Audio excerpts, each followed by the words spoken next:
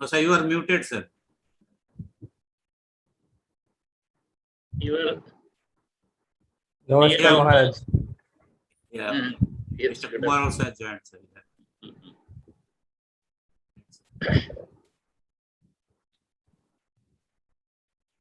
So, shall we start or we will be little delayed? 2-3 minutes we can wait because I think Jadavpur students they may join later. No, Yes. as their class is going on here. Yes. But the Tashi is from Jadavpur only. Oh, that's This is the only participant who is from Ladakh. Oh, Ladakh. Okay. He is from Ladakh, but he is honestly interested, and that is why in the initial days he couldn't join. He said that I am in such a place that there is no internet connection and others, and then ultimately he has managed from somewhere. Probably in the little plain side. He can switch on, if he can switch on his camera, just have a look. We can see. Because it's a place which he do not love to get go. chance to go. Yeah. Tashi, Yes, sir. your voice is coming. Would you like to switch on your camera also?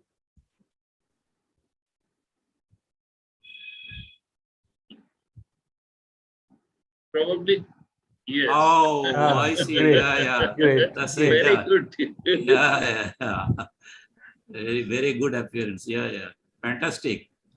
Ladakh will be playing a big role in sustainability because the country's first geothermal project is coming up in Ladakh only, nowhere else. Yeah, exactly. So great to have a participant from Ladakh. Tashi, Hello, sir. Thank you, sir. Welcome. Your schooling also was in Ladakh only? Yes, sir. I did my schooling in Jain village, sir. Great. Okay. I'm a How do you go? How do you travel? What is your easiest travel route or normal travel route from Kolkata? By the way, sir, it is my second year. In the first year, we had totally. You have not yet come here physically. No, yes, sir. I only attend some online classes. Sir. Yeah. So you have not visited Kolkata so far? Not yet, sir. Oh, I see. Okay. And otherwise, if you are to come here, then how you'll prefer to come here? By air or by road, sir. Or we have a two connectivity or by road. It may take 2 days to reach Shimla. Then we have to move to Delhi, then to Kolkata, sir. Or otherwise, we have a direct flight to Delhi, sir, or Chandigarh. From Ladakh itself? Yes, sir. Leh, sir. Leh airport. From Leh, yeah. From Leh, yes. Okay. Yes, sir. Leh airport to direct Delhi or Chandigarh, sir. This In is case you were to travel to Srinagar, how far it is? Srinagar by road, yes, sir. Or we have two connectivity, or either to Srinagar or to Manali, sir, Himachal Pradesh or Srinagar. Okay. And it takes how much time you said by road? By road, it takes around 1 day, sir. 1 day. 1 day to Manali, sir. I see. Now I am handing over to Kumar to interact with him. Just for information for everybody, the world's highest post office is located in Ladakh. It's a small village called Hikim, Hikkim. I don't know how far Hikim is from your Tashi's place. Hikim, sir? This gentleman, the postmaster of Hikim post office, to collect letters from the highest post office of the world, which is located at Hikim, Ladakh. Am I right? It is present in Ladakh, but I don't know the exact location. Okay. Kaza, maybe Kaza? Kaza, sir? Kaza is a little bigger place from Hikim. Kaza. Kaza. Is it Kaza? No, sir, I don't know Okay. the name. Okay. Since you said air travel from Shimla, the letters from Hikim reaches to Kaza, from Kaza to Shimla, and from Shimla onwards to either to Chandigarh or Delhi. Good. Tashi, nice talking to you. Thank you very much. Enjoy the session.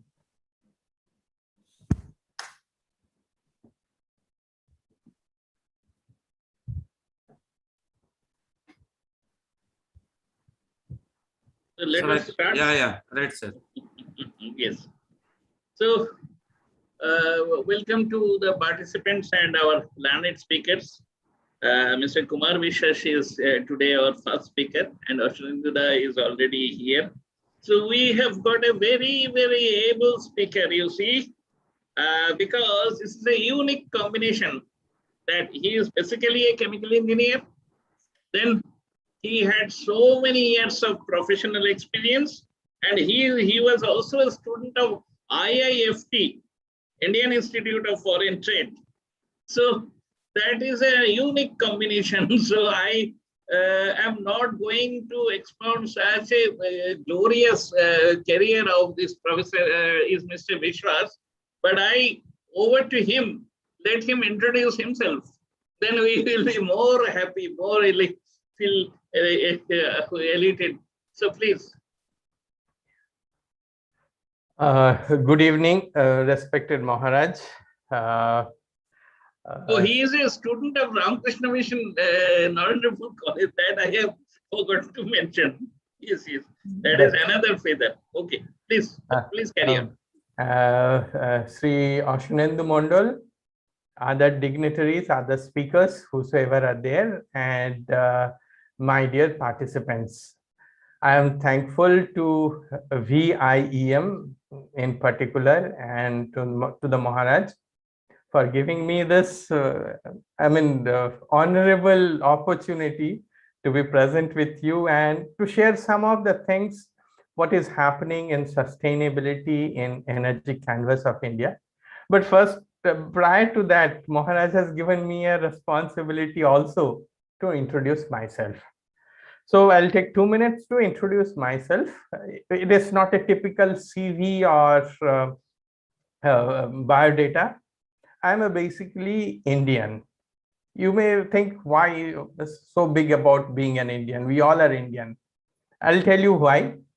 My late father was an employee of Indian Railways. I have worked for nearly 25 years with Indian Oil Corporation. And my only younger brother is retired, of course, but wing commander from Indian Air Force. That is my Indian background. And I have lived and worked in 7 states of India. I can speak in about 5 Indian languages, all may not, with different level of fluency. In the childhood, I have studied under Christian missionary, Diocese of Patna. So my childhood, I had grown up with this Christian missionary teachings and learnings. And a little later in the school days, when I crossed my primary days, I got an opportunity to study at Ramakrishna Mission, Narendrapur. So I have got this opportunity to study, learn, and pick up a lot of qualities which may or may not fit, we feel at times in the professional life, in the corporate life, very challenging to mingle with this, those learnings. But that apart, that is about myself. Professionally, chemical engineer. As Maharaja has introduced, I did my MBA in international business from Indian Institute of Foreign Trade, Delhi, and worked for a couple of years in Eastern Africa, and I love teaching. Last 20 years, I have been teaching, talking, conducting seminars, so and so forth. At least nearly hundreds such sessions I have conducted. And in when this COVID-19 situation, this is my 24th webinar. And I have 2 points I must mention, that I have a hobby of stamp collection. And that's why I was in touch with Hikim Postmaster. And I'm a blogger. I read a lot and write a lot. I have, my blog page has about 10,000 readers from all over the world. You talk about Germany, Russia, France, Australia, Morocco, Saudi Arabia, Pakistan, Bangladesh, Sri Lanka. I have readers from all those places. And it will not be complete till I give the full picture. My elder son is an electrical and electronics engineer from Manipal. A younger son is pursuing his doctorate in law from Germany. And my wife is ardent animal lover. So we are in 24/7 rescuing, rehabilitation, adoption of animals and dogs and others.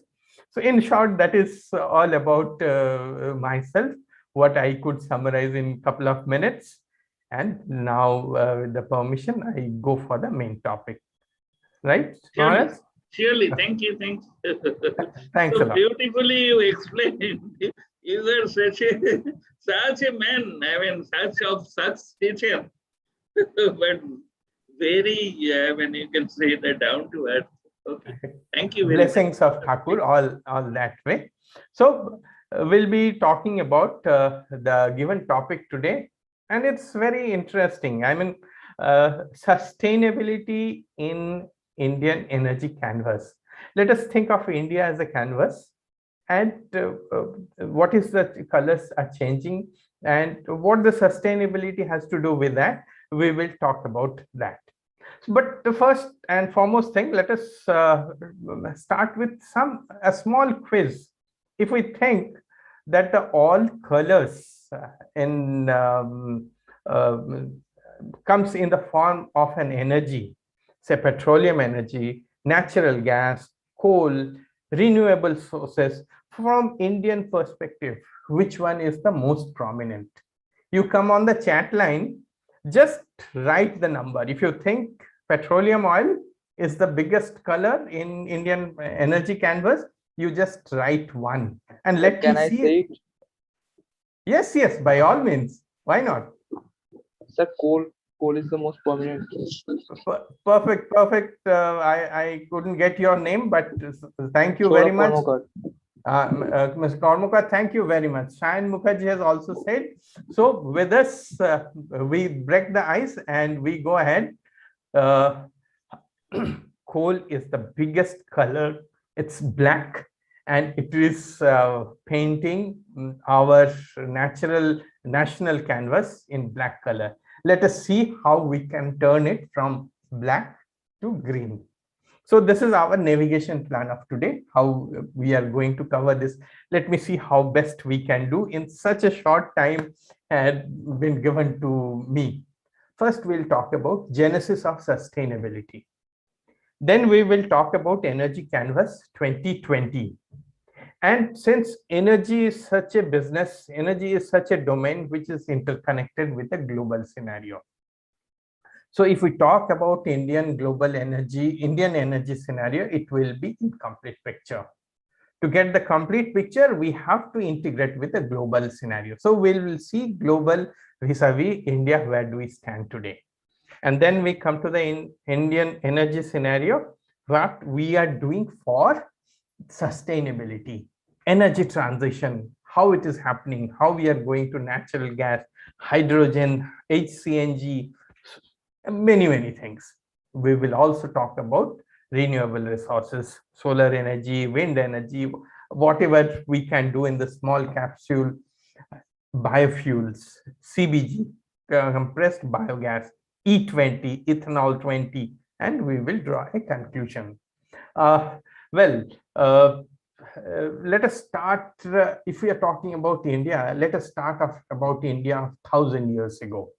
When this country was one of the best respected country in the world. Munis, rishis, they were giving the teaching and preaching to the Indian populations. They were living in the forest, they were living in the mighty Himalayas, and they were telling us that, look, this entire world, we living beings, all have come from Panchabhuta. We all have grown from this Panchabhuta, and at the end of our life, all will be going back again to the Panchabhuta. That is the teachings they have taught us. But what are the Panchabhutas? You can someone tell me? Even one or two or all Panchabhutas? This body. Air, water, Yes. the soil, air, water, and I don't know, sir, another two. Okay. Very good effort. So we got, I am writing, we got soil. Soil, Yeah. soil, Water. and air. Soil, air, water, fire. Panchabhuta. Shashi Shekhar, good effort. I got 4. What is the 5th one? Anyone? Sky. Sky. Absolutely right. Tashi, you have completed that whole picture. So we are made of Panchabhuta, and at the end, we all will go back there. Sir, Now, it's Shati who said.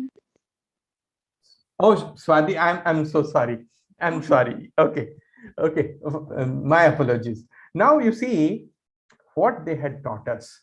They taught we are made from this basic 5 elements, and we will be going back there. So you respect all these 5 elements.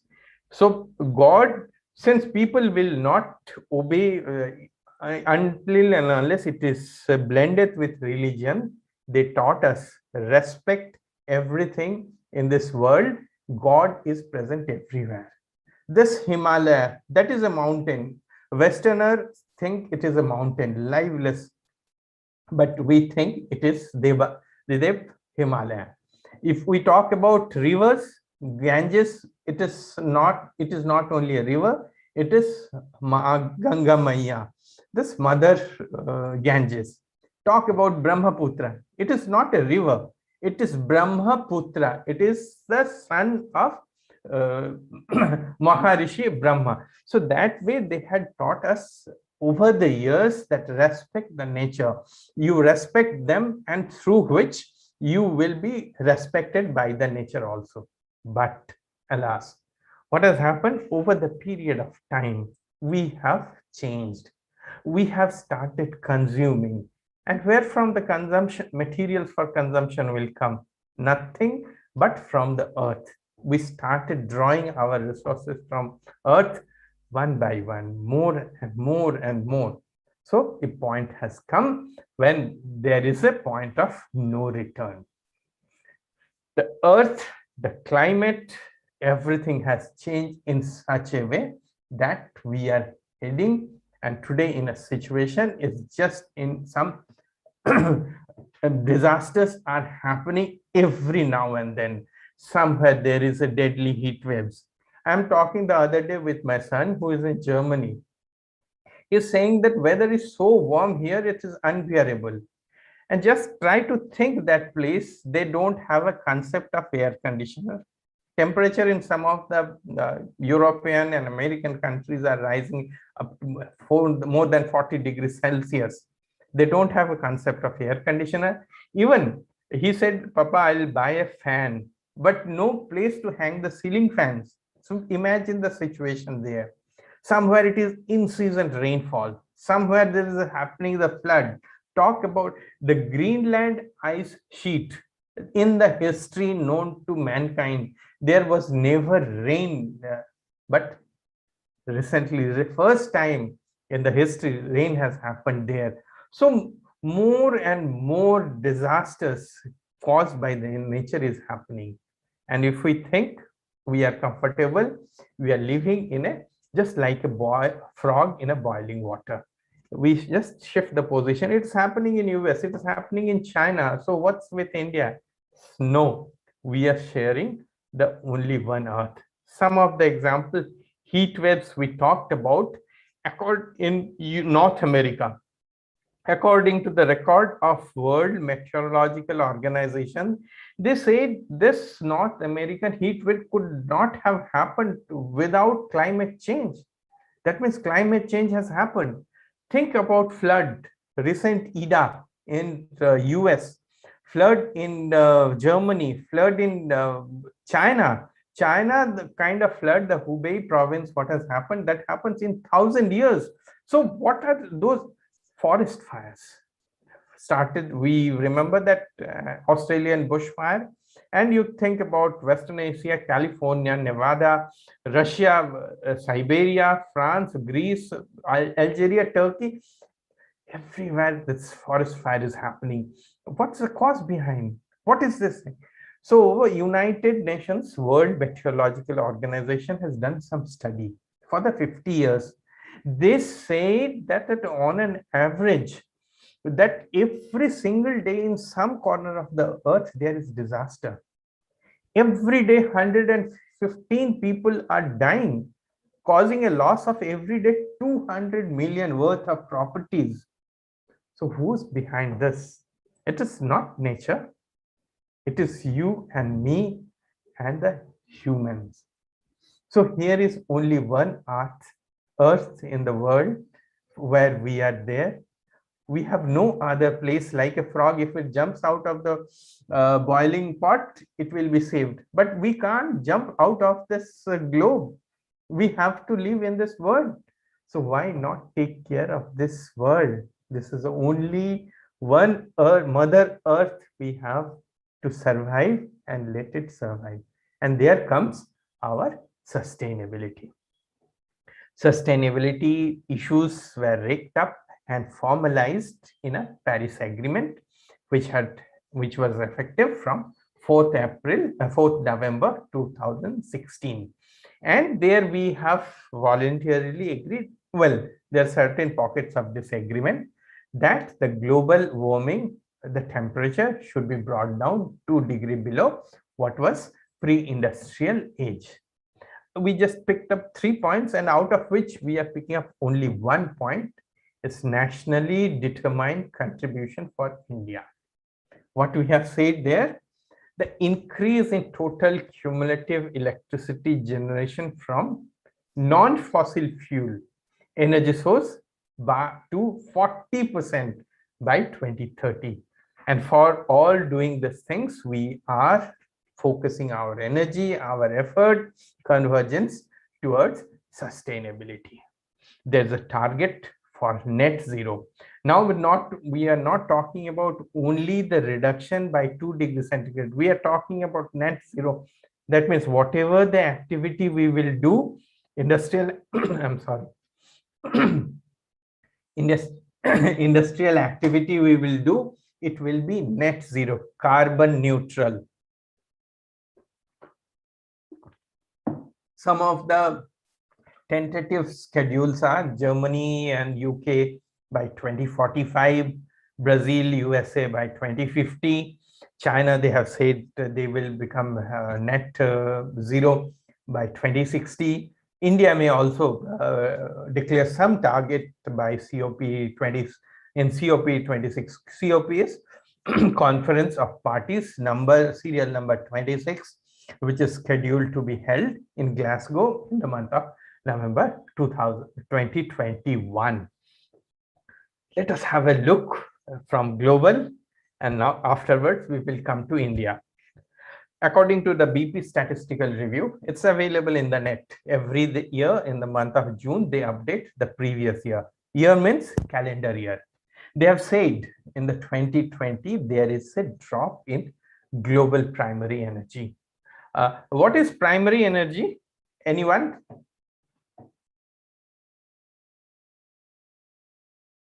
What is primary energy? Anyone can say in the chat line or voicemail? Sir, sun. Yes, yes. Sun is primary energy. Okay. Any other? Sir, water. Okay. These are not primary energy. Fossil fuel. Okay. Anup Kumar, yes, it is a primary energy. That means you burn an energy and get an energy. That is primary energy. Any other? You can think of primary energy.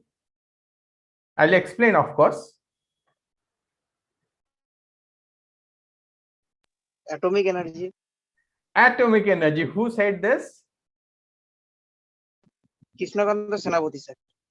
Senapati, you are very correct. This is one of the primary energies. I'll put it in simple way. The energy what we generate, without using another source of energy, that is primary energy. Therefore, as you have said, the fossil fuels like coal, petroleum oil, natural gas, then you said this nuclear fuel, these are all primary energy. So the year 2020 has experienced in drop of primary energy by 4.5%. Of course, credit or discredit goes to the pandemic, but the reality is more surprising. It comes little later. The decline in demand by India, Russia, fine, that is okay. All forms of major primary energies, oil, natural gas, coal, declined. Now, if there is a decline in consumption, or definitely carbon emission will be reduced. So 6.3% there was a drop in carbon emission from this primary energy. The bottom line is important. You just see what they have found out, BP statistical review. Solar energy, wind energy, hydroelectricity energy has registered a growth. That means at the end of the tunnel, there is a scope, there is a big hope. We can hope that with the sustainability, we can come out. There is something which is great news for us. So I have put in Indian primary energy consumption of 2020. Oil, there is a drop. Natural gas, marginal increase. Just flag it. Coal, there is a drop. Nuclear energy almost static because power plant has to operate in that capacity. Hydroelectricity, little increase. Renewable energies, there is an increase. So from this particular canvas, we can conclude 2 points. Number one, natural gas is increasing in consumption. That means a transition is happening from oil to slowly, oil or coal, whatever it is, slowly to the natural gas. That is an indication for sustainability. Now, there is also an increase of renewable energy. That means the drive of sustainability is in the right direction. Indian energy scenario. But before coming to energy scenario in particular, let me remind about India as a whole. You all know, but I'm trying to put it in a compact format, a small capsule. India is a large and very vast country. We are the second populous country in the world. Our population is, as on date, is almost 1.3 billion. And next to China, whose population as per 2010 census is 1.4 billion. The difference is our nation is younger. What does it mean? If you see today, US, European Union, China, all are having aging population. China for 40 years have followed the one-child policy. Now they found that there will be hardly any younger generation to lead the country in the years to come. So they removed that one-child policy and permitted second child. And recently they are saying the third child they will be giving incentive. but compared to them, India is young. The average age of Indian citizen comes into the range of 25 to 40, 35, 40. That means we are a young country. Now, see the other side also. If the young generation is younger, they have a lot of aspirations. They want lot of things immediately, right now. And for that, we need some form of energy and others. Over the years, standard of living of Indians has gone up. Average earning has gone up. Life expectancy has gone up. So we need something more, and for anything we do, we need some form of energy, and which we have to provide. Now you see the energy consumption. In India, we are dependent on import for meeting our energy requirements. As you have said in the beginning, we depend on the fossil fuels. Fossil fuels, coals are, we have plenty, still we import certain amount of coal from abroad, Australia and other countries, but coal we have plenty. But for petroleum products, petroleum oil and gas, we are heavily dependent on import. We about 84% we are dependent on import of petroleum products. Gas is about 54%. So we are the third largest consumer of conventional energy, what we call that with energy which creates damage to the environment, releases GHGs, greenhouse gases, carbon dioxide, etc., etc.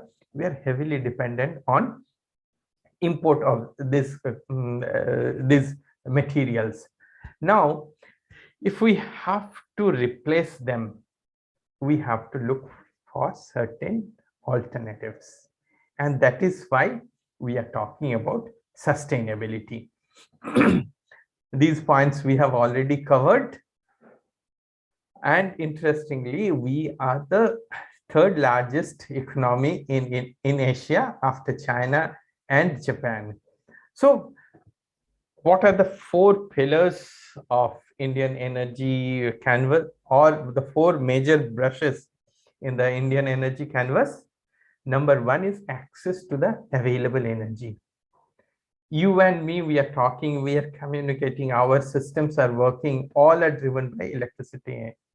So government is trying to push the penetration of internet, electronic transaction. So that means we have to reach that electricity or power at the remote places of the country. So therefore, Indian citizen is not only asking for that energy, access of energy. We should be able to energy available at our fingertips. Enhancement of energy efficiency. That is another pillar or brush, you can say, in the color for energy efficiency. Today, we go to the market for buying a gadgets, whether it is a refrigerator for the kitchen or an air conditioner for the room.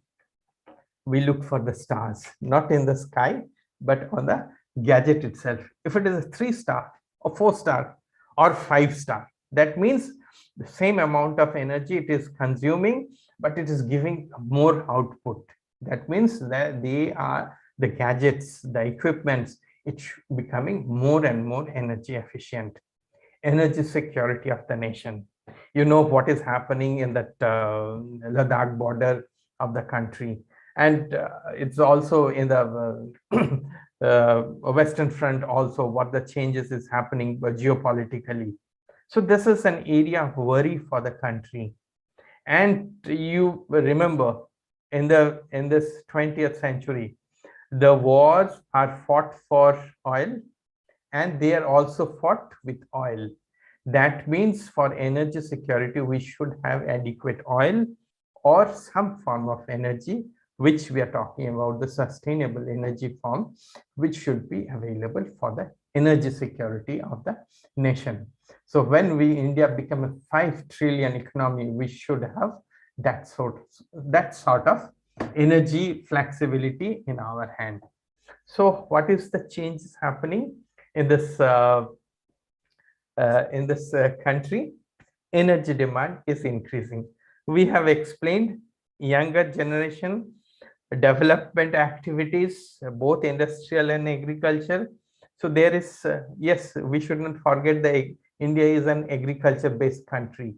We need enough of supply of electricity or energy in some form or other to power our agriculture sector. So energy demand is increasing gradually every day. So we have to take care of that. Energy access demand. The remote place, in the remote village, someone wants to charge his mobile. How he or she will do? If a fellow should have that kind of power supply. Energy transition.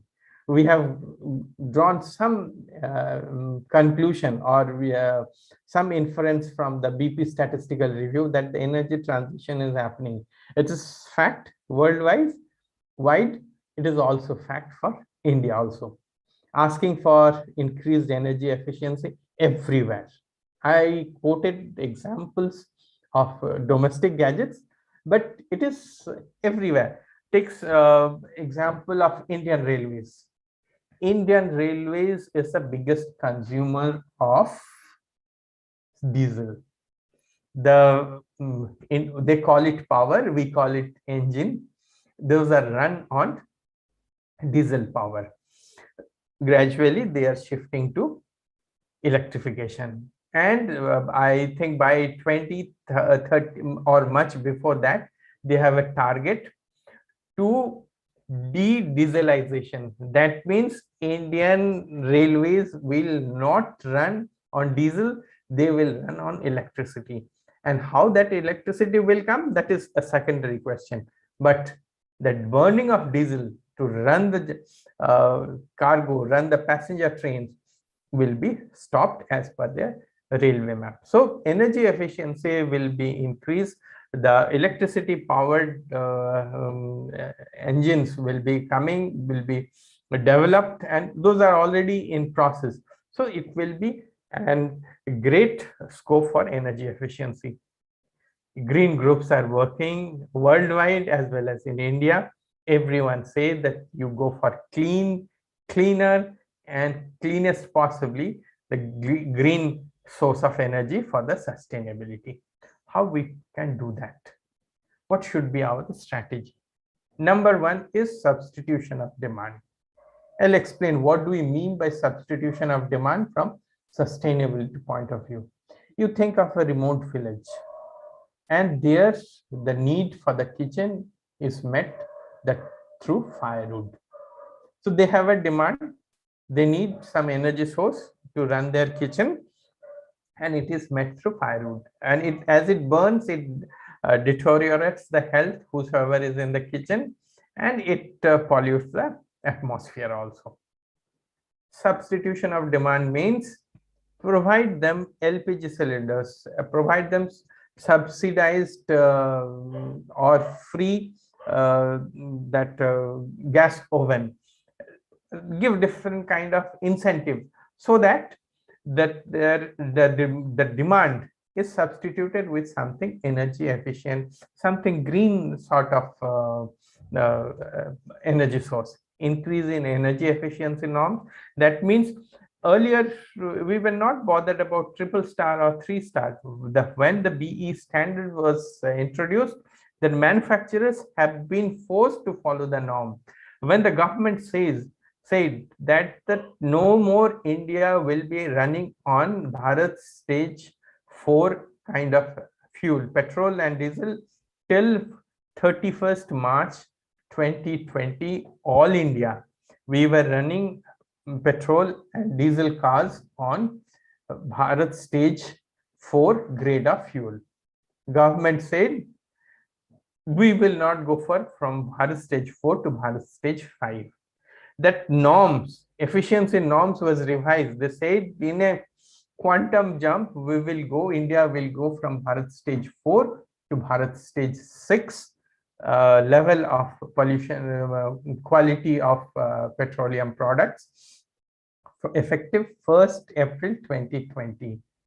average consumer has not noticed. That was in pandemic period. Effective from 1st April 2020, the whole India in one go has switched over from Bharat stage 4, skipping Bharat stage 5 to Bharat stage 6. So that efficiency norm was decided. It was introduced through government policy, and all petroleum or kerosene or diesel or petrol producer companies, automobile manufacturers, they have to follow that norms for the sustainability, adaptation of renewable energy and biofuels. So those are the areas where we are focusing and will be focusing more and more. Transition, as we have said, it has begun with natural gas. Natural gas is much cleaner compared to crude petroleum oil and its derivatives. It reduces pollution. As on date, our contribution, the contribution of natural gas in Indian basket of energy, where coal is there, petroleum oil is there, natural gas is there, hydroelectricity is there, as you have mentioned, renewable energy is there. Natural gas constitutes only 6.2%, whereas the global average is 25%. So government has mandated by 2030, we should bring it up from 6.2% to 15%. Gas is available from the consumers. Where from and how, that we will come little in brief, because I believe one session has already been conducted on LNG. So it's available to the customers or the country in the form of LNG, that's liquefied natural gas. Whatever we import for the countries like Qatar and others, they pressurize it, convert into a liquid form, which is known as LNG. And when it is landed into the country, either onshore or offshore, floating storage is also available, is regasified, that is converted as RLNG. We all are familiar with these two other terms, which is compressed natural gas. This form of natural gas is mostly used in the automobile sector, where we are replacing gradually petrol and diesel for automotives. PNG is petroleum piped natural gas. Mostly we see this yellow pipelines network all over the major cities, but it is also supplied to the industry, also small manufacturers, restaurants, small plants, etc., etc.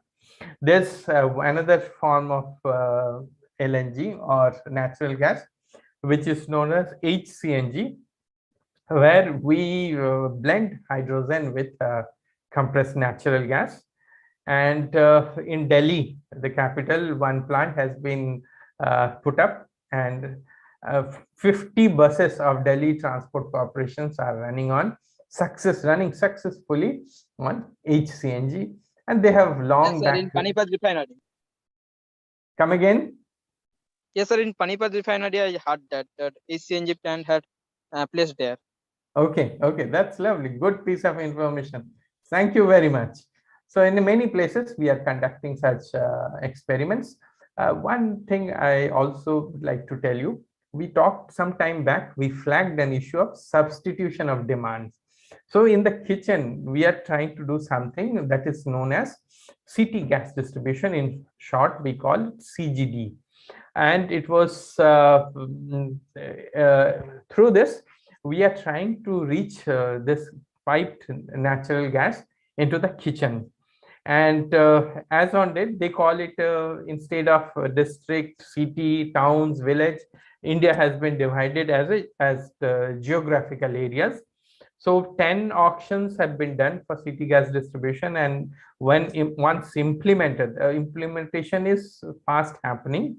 Of course, there were certain setbacks due to ongoing pandemic, but once it is implemented, about 53% geographical area, which turns to be 70% of the Indian population of 1.38 billion, will be covered.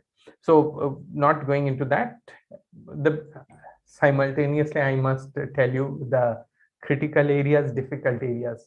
India has a big population. We have a lot of people, but it is difficult to get the right people, right person.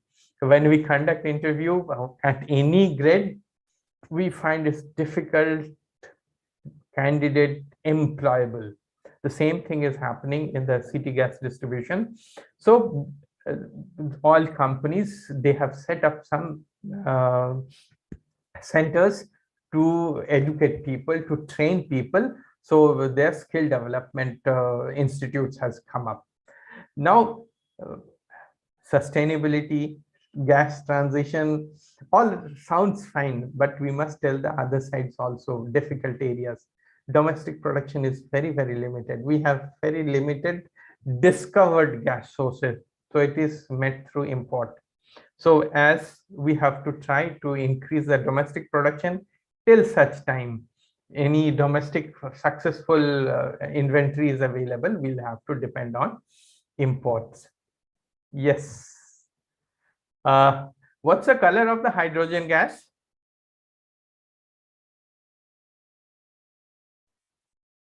What is the color of hydrogen gas?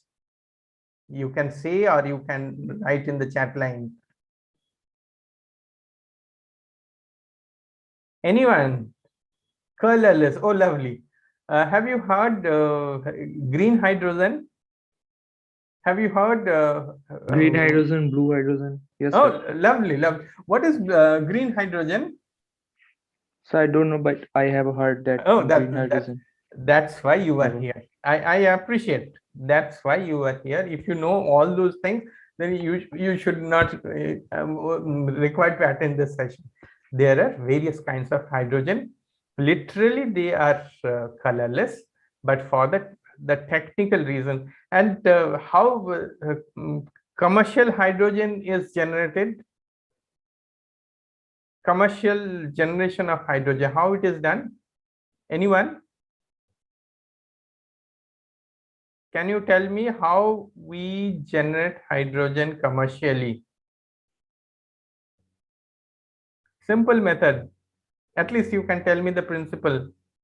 Haber process. Oh, lovely. What is Shayan Mukherjee? What is Haber process for the interest of the whole forum? In simple words.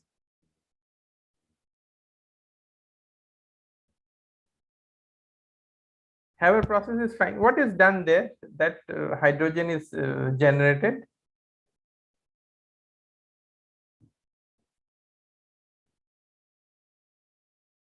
Can someone tell me? Haber process is one. There is other methods also. Hydrogen is nothing but H2O. Water is nothing but H2O. If we split water, if we do the electrolysis. Yes, that's what I was looking for. Hydrogen and nitrogen reacted over a catalyst of nickel and oh, lovely, lovely. Haber process, you reminded me my chemical engineering days. Thank you very much, Shayan. It's yes. So over a catalyst of in presence of catalyst, and this is let me go a little bit. Thank you very much. Now we are coming to the commercial production of hydrogen. And why hydrogen? From the sustainability point of view, I tell you hydrogen and you accept it. It's no. So it gives more energy. And the best part is when the hydrogen is burned, we don't get carbon dioxide. We'll give little bit of idea since you have already heard. So let us talk. We are talking about the colors today. The session is about colors only. So let us see what the colors gray, brown, black, green, blue hydrogen is meant about.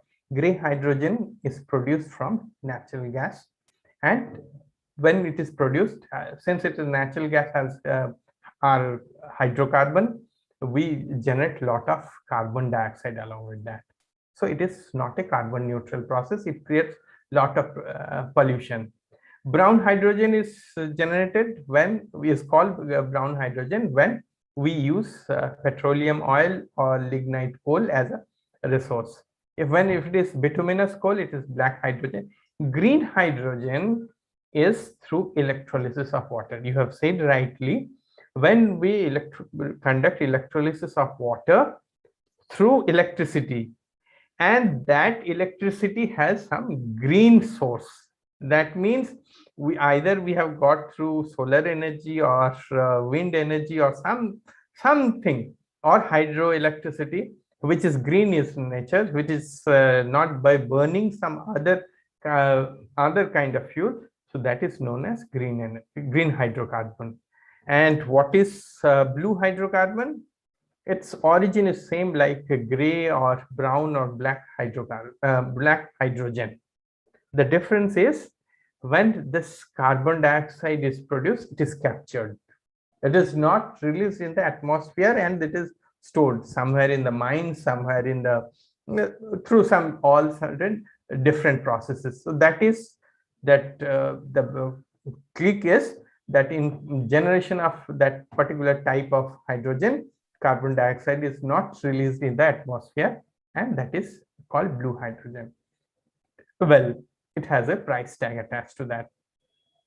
So this is a simple schematic diagram which is talking about green hydrogen. We are through wind power, we are generating green electricity. We are conducting electrolysis of water, H2O, generating hydrogen and oxygen. Oxygen is used for some other purpose, and hydrogen is available for substituting other forms of energy.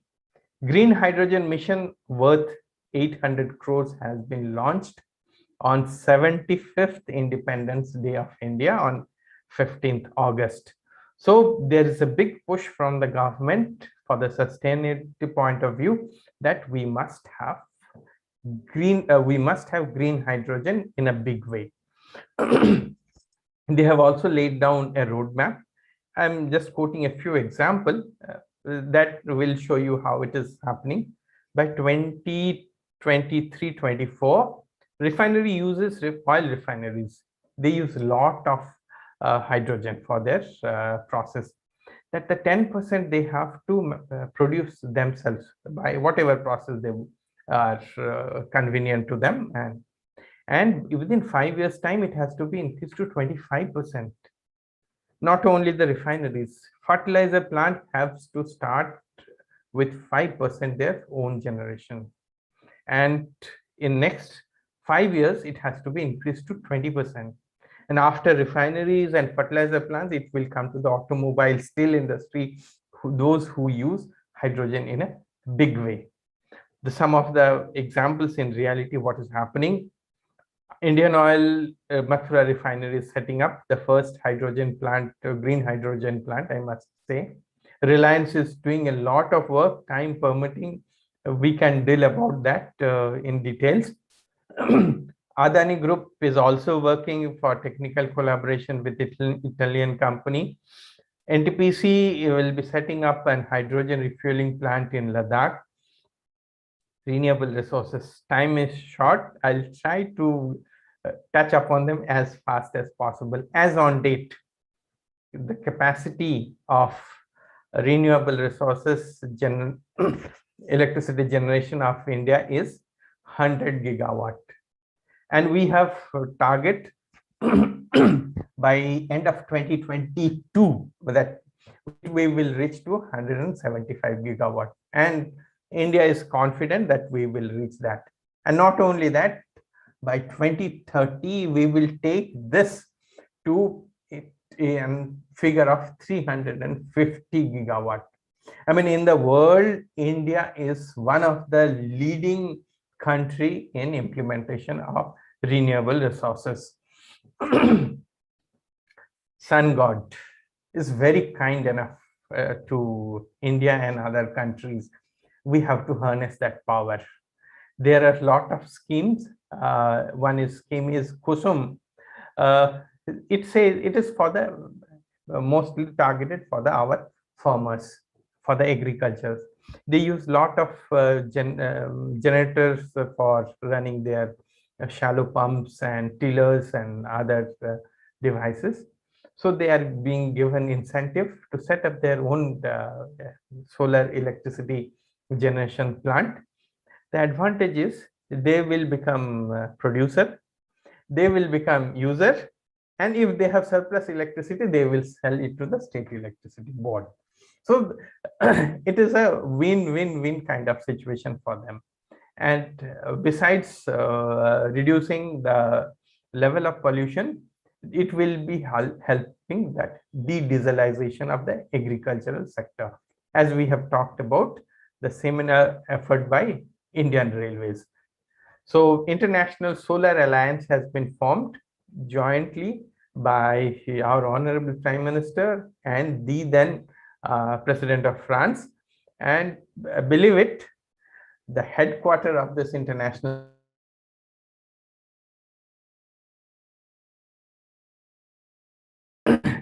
this is an interesting picture you must see. This Tropic of Cancer and the Tropic of Capricorn. So the countries located in between these two imaginary lines, Tropic of Cancer and Tropic of Cancer, Cancer and Capricorn, throughout the year, they get maximum sunlight. So 226 countries have joined this International Solar Alliance, and they are ready to harness that capacity.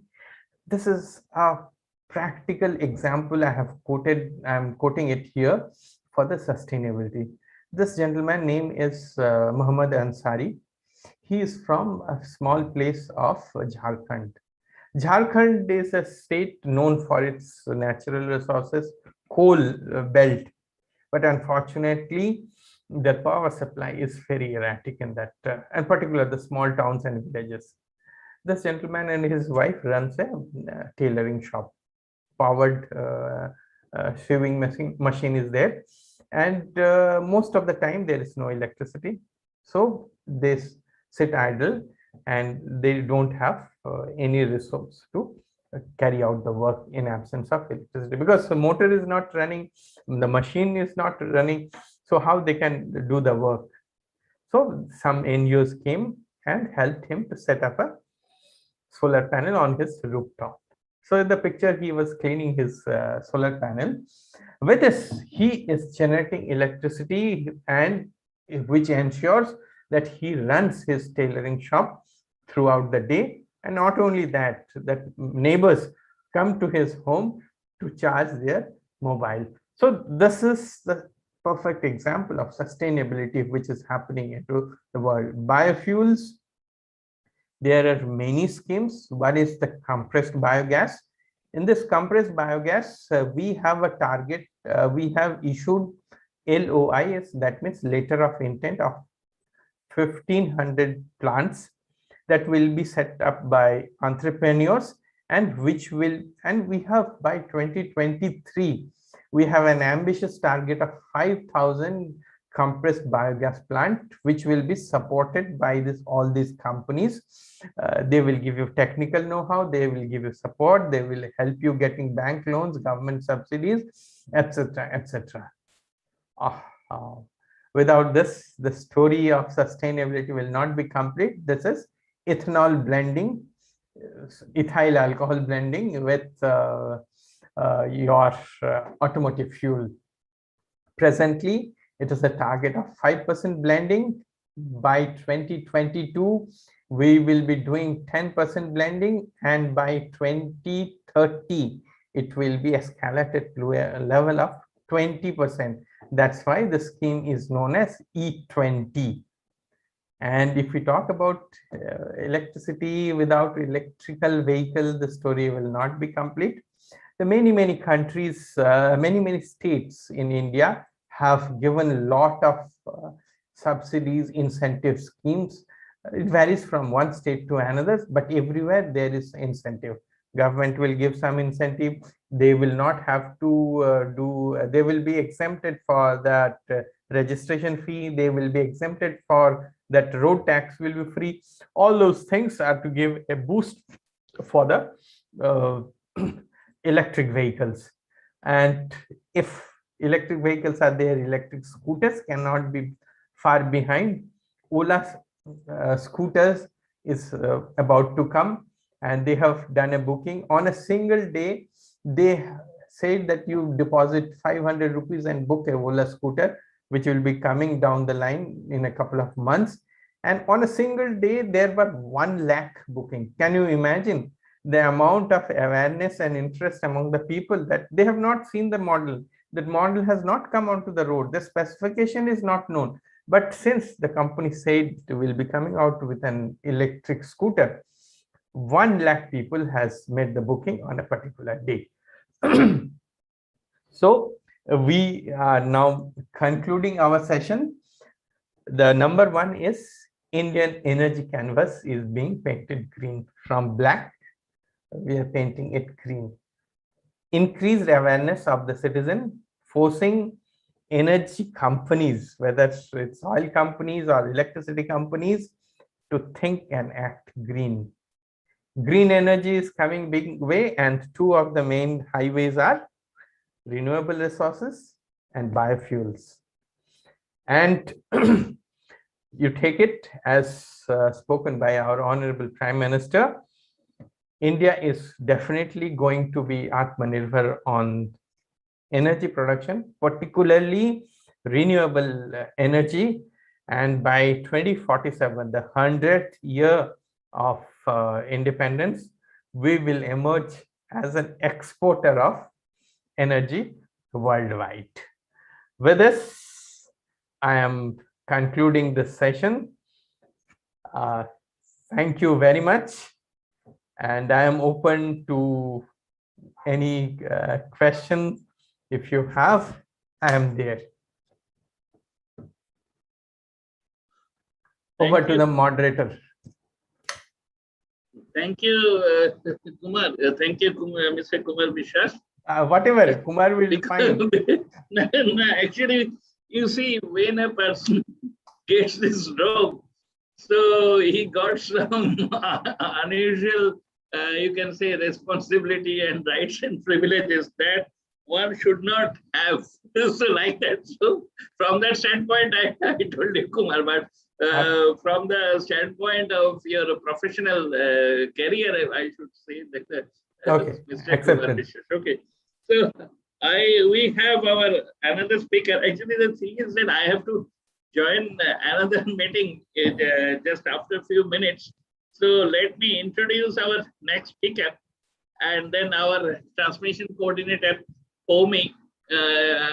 She will, continue, and afterwards, after the 2 speeches, the adequate interaction and other things will be done by the 2 speakers and Ashanindra. Okay, so that is the planning. So actually, sorry to interrupt. One question has come. I think if Kumar is not available till the end of our session. Will you be available for 10 minutes? Very much. No. Yes. Okay. So let me introduce, because I have to join the meeting. I will not be present that time. So it is my present duty to introduce the next speaker. Vishwajit, please open your video. Mr. Vishwajit. Pomi, please present the credential of, yes, Mr. Vishwajit Shom, Assistant Vice President, Research and Development, Reliance Industries Limited. So he is working in Research and Development Center, Reliance Jamnagar Refinery and Petrochemical Complex, Reliance Industries Limited, Gujarat. So he is having 19 plus years of research experience in the field of petroleum crude oil refining process, specialty chemical, and for refining and petrochemicals, corrosion and waste to value creation. This is very important. See that the waste to value creation, we say the OW, that is wealth obtained from waste. So he is having an MTech degree in surface science and engineering before joining Reliance, worked in industrial and R&D centers for development of anti-corrosive coatings and oil field additives, specialty chemicals, associated with Reliance R&D Center since 2008, and currently responsible for R&D activities as a group lead in energy storage systems and advanced separation technology. So current research areas are opportunity, crude oil processing, specialty chemicals, waste to value creation, and materials for energy storage. He is having He is the author of 19 patents, 4 publications in peer-reviewed journal, and 18 conference paper and 1 book chapter. He got so many prestigious awards: Golden Peacock Innovative Product Service Award 2019, FIP Innovator of the Award 2019, Best R&D Developed Project from Ministry of Petroleum and Natural Gas in 2018, Best Manufacturing Process in PET Chem from FICCI 2018, and Best Integrated Process Development from ICC in 2017. Over to Mr. Vishwajit. He will start the presentation. Please, Vishwajit. Yeah, thank you, Maharaj, for your kind introduction, and good evening to all.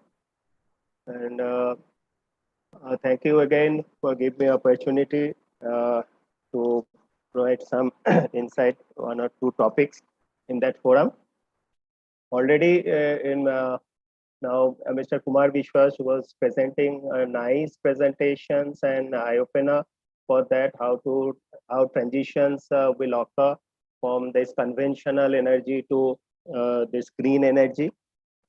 Thank you, sir, for your nice presentations. And I'm sharing for this screen.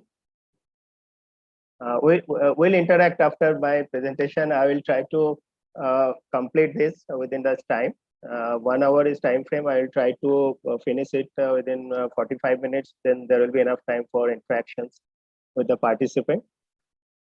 Just keep going. Yeah.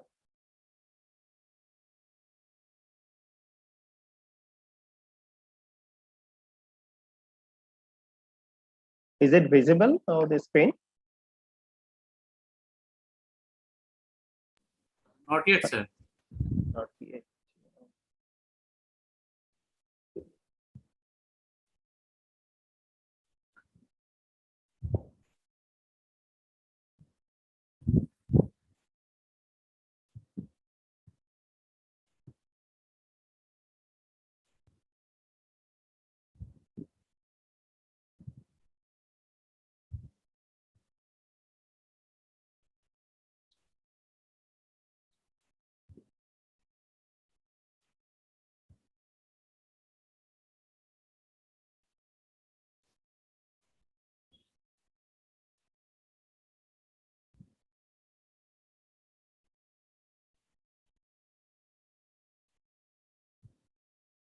Is it now visible? It's saying it has started, but the page is not yet visible.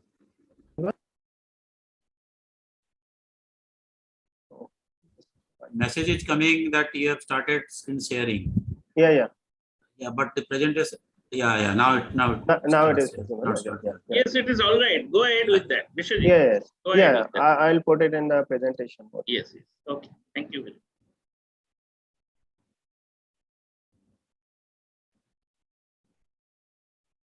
Yes.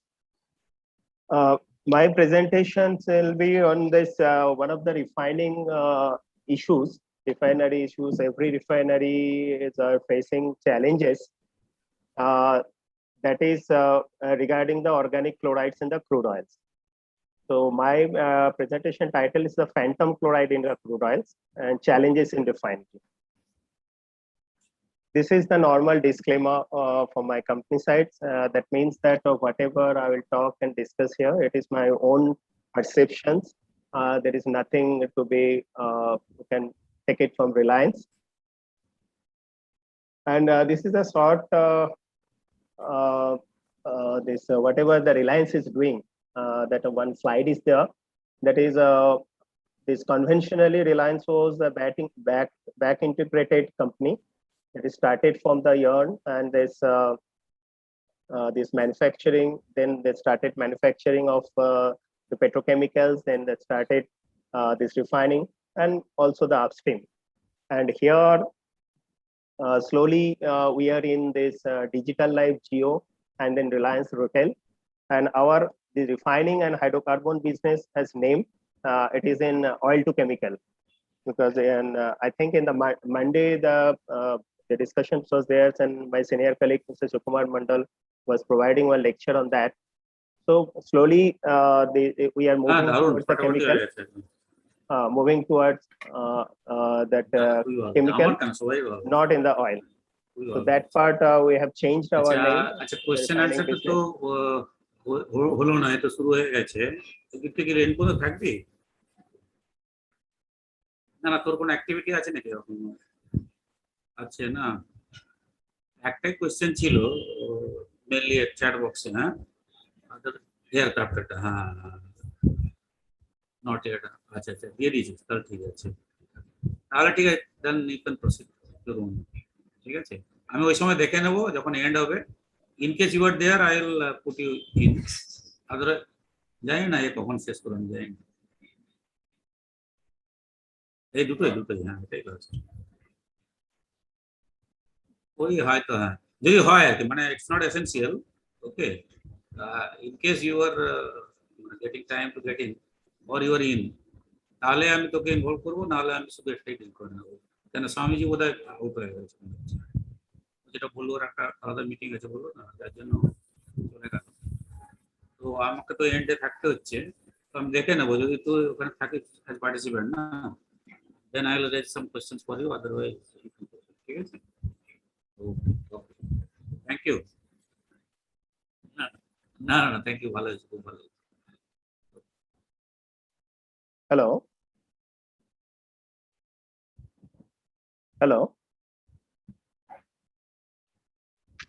Hello. Yes, sir, we can Am hear I you. audible? Okay, okay. So this is that slowly we have now we are entering in that transition from the conventional energy that is in fossil fuel to renewable energy. And that recently our honorable chairman announced that 4 gigafactories in Jamnagar, near Jamnagar refinery. So that is that one is this from the grassroots production to that final energy form, that is in the PV solar cell. Second one is the battery energy storage system. Third one is the fuel cell, and fourth one is the hydrogen, green hydrogen. Already my previous speaker, Mr. Kumar Vishwas was telling that hydrogen, green hydrogen from the electrolyzer. So now coming to that today's presentations, this is one, the crude oil contained many contaminants apart from its major constituents, that is hydrocarbons. Hydrocarbons are divided into major 4 parts in the crude oils. One is this aliphatic material, one is aromatic, another part is resins, and fourth one is asphaltings. So aliphatic materials, we call it the saturates, and whatever the olefinic material and aromatic, that is categorized in the one category, that is aromatic part. The olefins are not that much if you compare to the others, and then resins, and then asphaltings. And apart from that, there is some water, there is some salt, water soluble salts, there are some metals mainly associated with the organometallic compounds. Heavy metals are there in that asphaltings, and there are some non-metallic components, mainly oxygen, nitrogen, sulfur, as inside that organometallic compounds or organic compounds as a heteroatom. So whatever the refining processes are there, first refining process is there whenever the crude oils is there distillation. Before going to the distillations of the crude oils, we have to remove all the water soluble salts, water, and sediments. So in water soluble salts, the major salts are sodium chloride, calcium chloride, and magnesium chloride. So there is a process for desalting. We'll discuss later. In one slide is on that, and we'll remove that one. Otherwise, those halides that will create problem in the corrosion, depositions in the downstream process units, and that will degrade the product specifications, and as well as that will poison the downstream process catalyst. So there are many disadvantages of those things, and there is only one process is available, that is called desalting. But there are many other chlorides also found, that is we are unable to remove it through the desalting process. So those chlorides damage in a occurs huge damage in the downstream unit and the processes, and there is a few fire incidents, a lot of these losses occurs in the refinery. So we'll discuss here the issues of contaminated Russian crude oils, because I'll start with one of the examples where it happens, recent past examples, and its effect on the European supply, and the past incident during processing of this type of contaminated crude oils.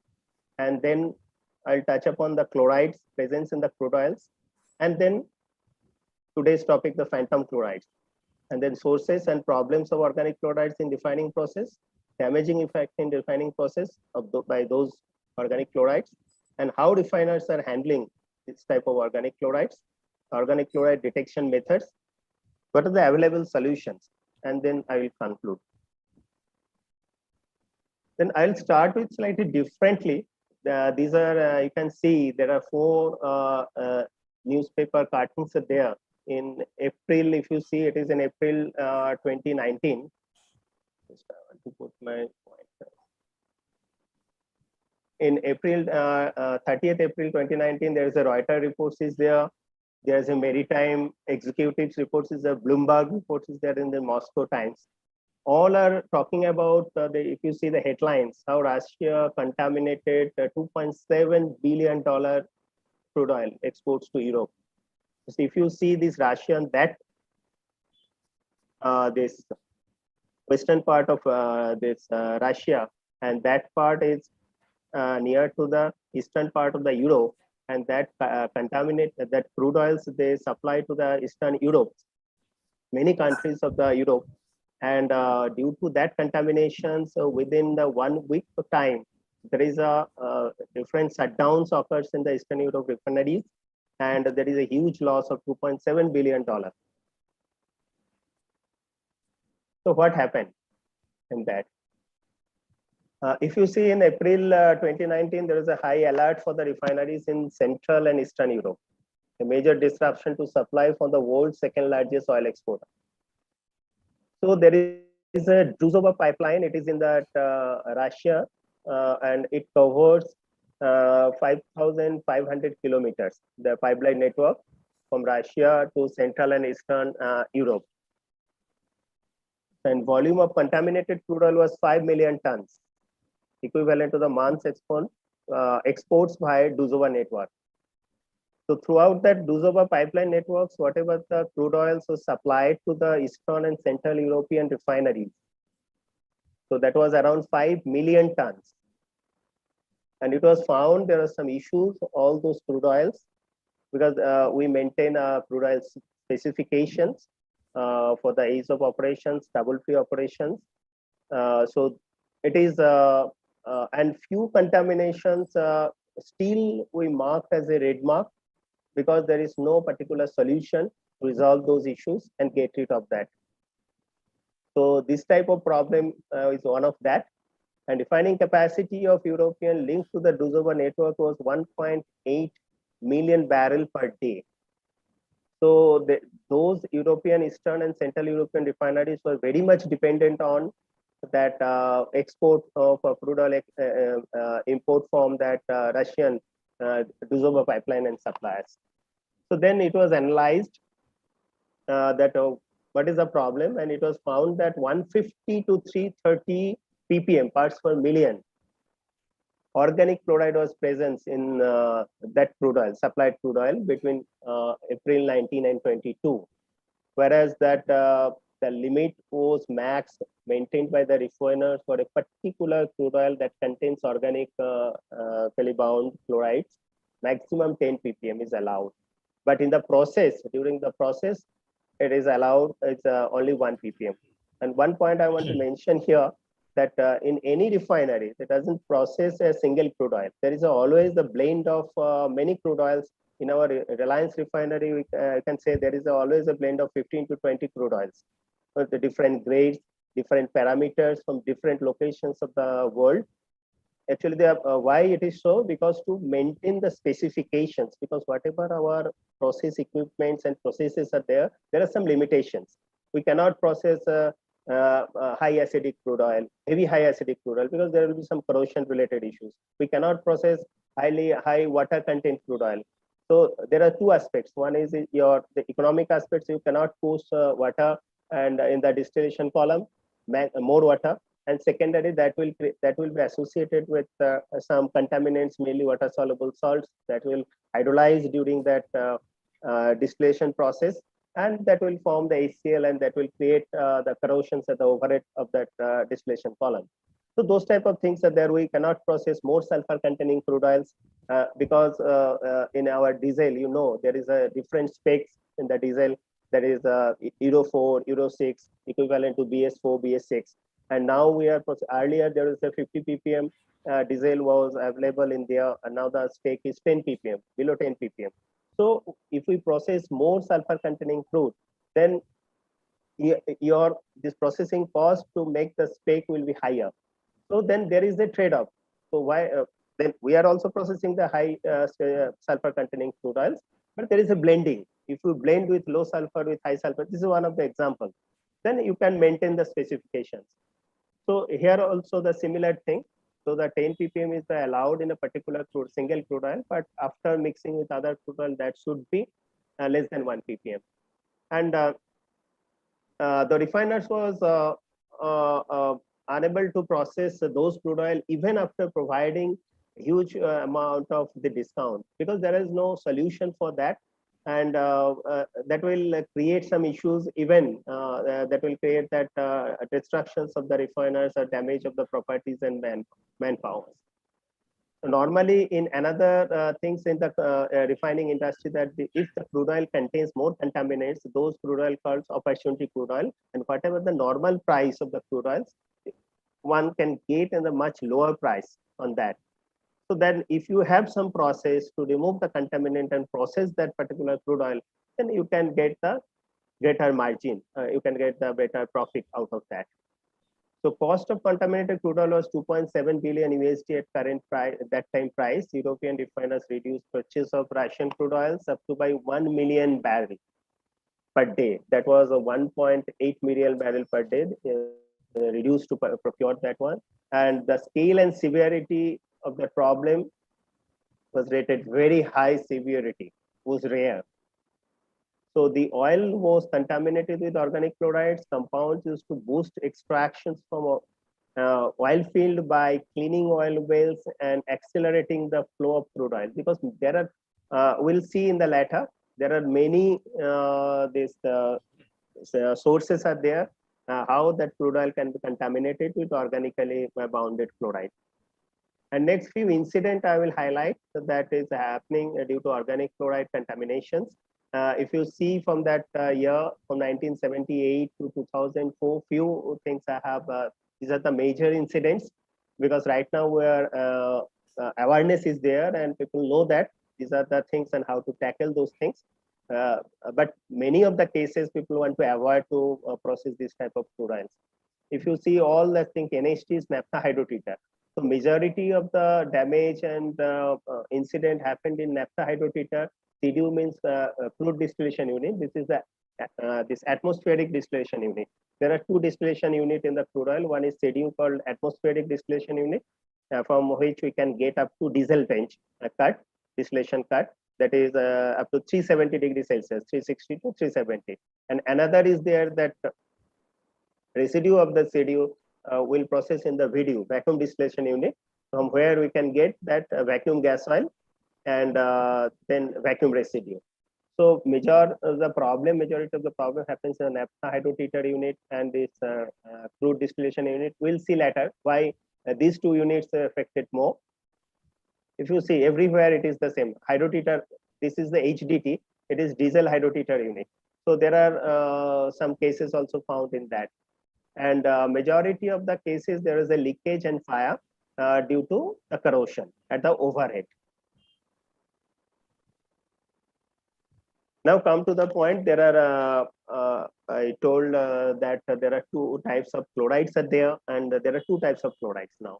One is extractable, another is non-extractable. Extractable means which we can extract or remove through the conventional processes.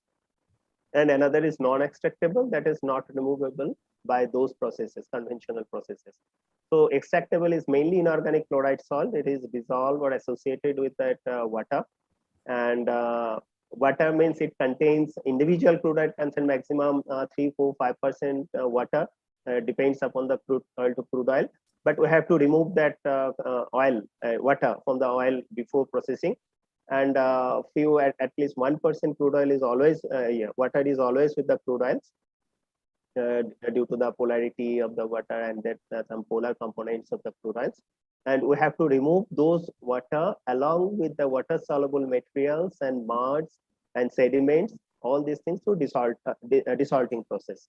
And non-extractable crude oil, this organic crude oil, this is organically bound, and it is not easy. It is not easy to remove through the water with the water in the desalter.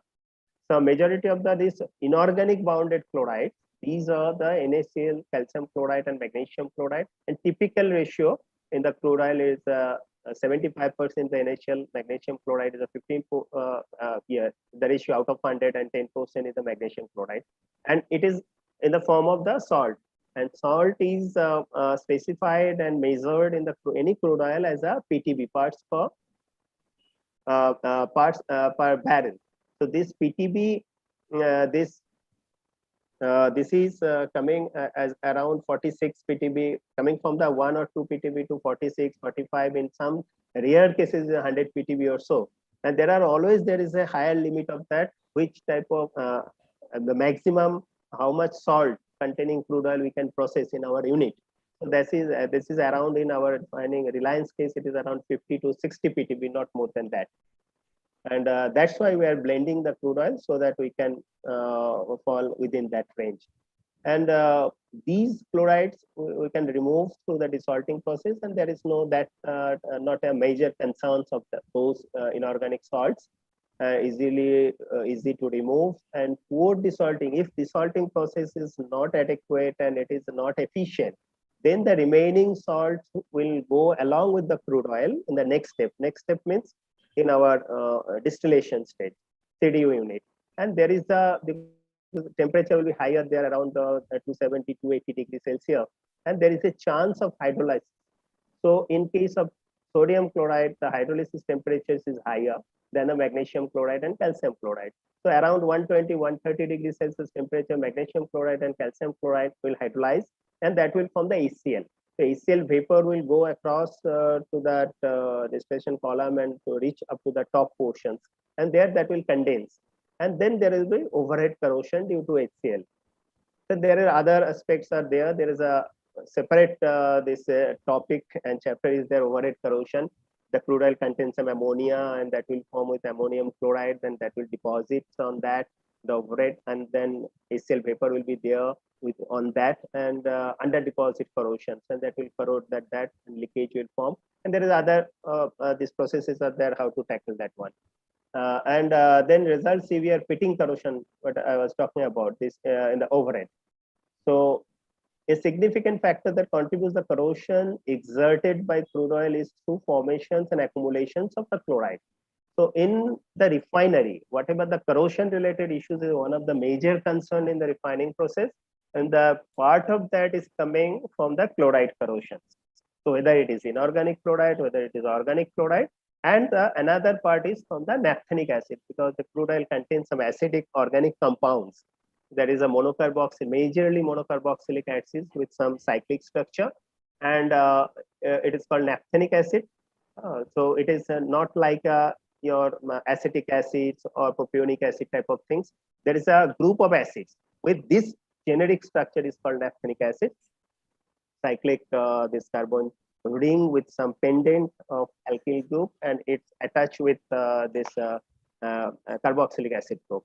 So there is a corrosions in that crude distillation unit at high temperature, corrosion in CDU and VDU. So these are different aspects. So there are one of the major corrosion occurs with that chloride.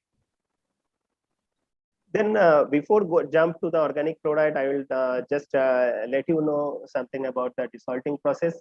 I think whether you have read it in your syllabus or not, I don't know. If you are chemical engineering department, I think they can aware. about that. Anyway, that desalting process to remove that or water soluble salt. All kinds of salts are not possible to remove this type of process. It is only for the water soluble materials, whether it is a salt, whether it is a water soluble any materials, water soluble acids also you can remove by this way. So what is the process? That crude oil is mixed with water, some particular pH range water. It is called the wash water, and it is around typically 5 to 10% of that on the crude volume, and then mix it and make it as fine particles of this water droplets inside the crude oil. It is called water in oil, these emulsion formations. And by the way, one thing I can tell you that crude oil is not a solution type of material. It is one type of colloidal. The colloids of different organic, inorganic, organometallic compounds and water is a colloid. So then it is an emulsion of water and this crude oil. Why we are forming emulsion? This already crude oil contains some water, and it is a brine, and it contains this sodium chloride, magnesium chloride, and calcium chloride. So it is very difficult. It is around 1% or less than 1% in the whole set of crude oil matrix, organic matrix. So you cannot, though there is a difference between the density of the organic crude oils and water, and it is very, but due to the volume, it is very difficult to separate it out from that by settling. If it is a quantity is sizable, then you can settle it. If it is a 2%, 3%, so that process is before going to that refining process or distillation. In the crude oil settling tank is there, we can settle it if it is a huge quantity and if it is a crude oil is lighter. But if it is a difference is very less, the density difference, it is very difficult to separate, then mechanically you have to separate. Some force you have to apply to separate it. But here, why we are adding water? We have to dilute that things. Whatever the crude oil contains brine, we have to dilute it with the 5 to 10% additional water externally, and it is mixed with through the mixture, and that is around 50 to 100 micron size you have to prepare, and then it is passing through. If you see that one, the left side, the two-stage desalter, it is commonly it is being used in the refineries. The first stage, it is the first stage. It is the second stage. It is the crude oil is coming, and in that water is coming from the second stage. There is a trade-off between that, because in both cases water is mixing with the crude oil, and then it is separated, and it is passing through at around 120 to 150 degrees Celsius, and it is passing through an electrical field and under pressure.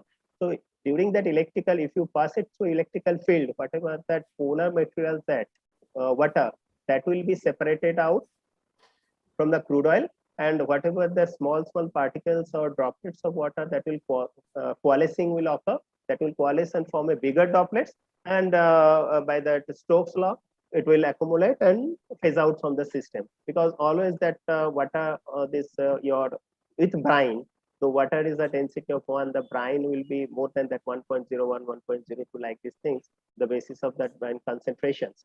And crude oil mixture, whatever the crude oil, it varies from 0.75 to 0.98. But when we are talking about the mixture of blend of crude oil, it contains around 0.88, 0.87 like this. So there is a difference between these two, and high temperature is also higher, that is around 120 to 150. So it will be, there is a difference of density, and it will separate it out. So fresh crude oil, we take it here in the first phase, and water from whatever the brine is coming out from the second stage, we are mixing with this one. This is coming from here, it is coming from here, it is going in this, and it is mixing. Why we are not mixing fresh? To utilize that water, because water resources are less, we cannot contaminate all water, and we can use the fresh water, because huge quantity of water is also required. Because I can give you the one idea of that quantitative quantify that in Jamnagar refinery, we are processing total 8,000 meter cube per hour, the crude oil. You can imagine that 8,000 meter cube per hour, and we have 4 crude units, and then you can calculate that how much water is required if it is a 10% water, 10% by volume.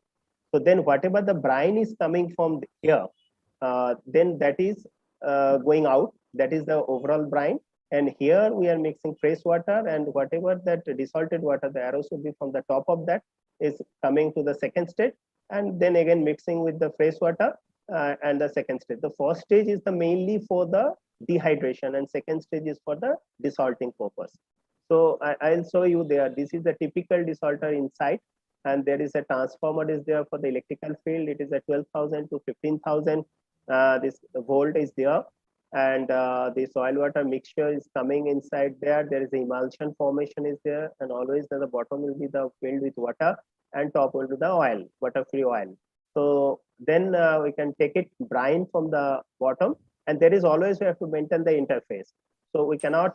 It is not desired to take that oil contaminated water from the bottom, because that water will go to the ATP and it will contaminate the ATP also. So then you have to remove the oil from the ATP, and it is not desirable to push the water along with the oil, because that will create problem in that this downstream of that process.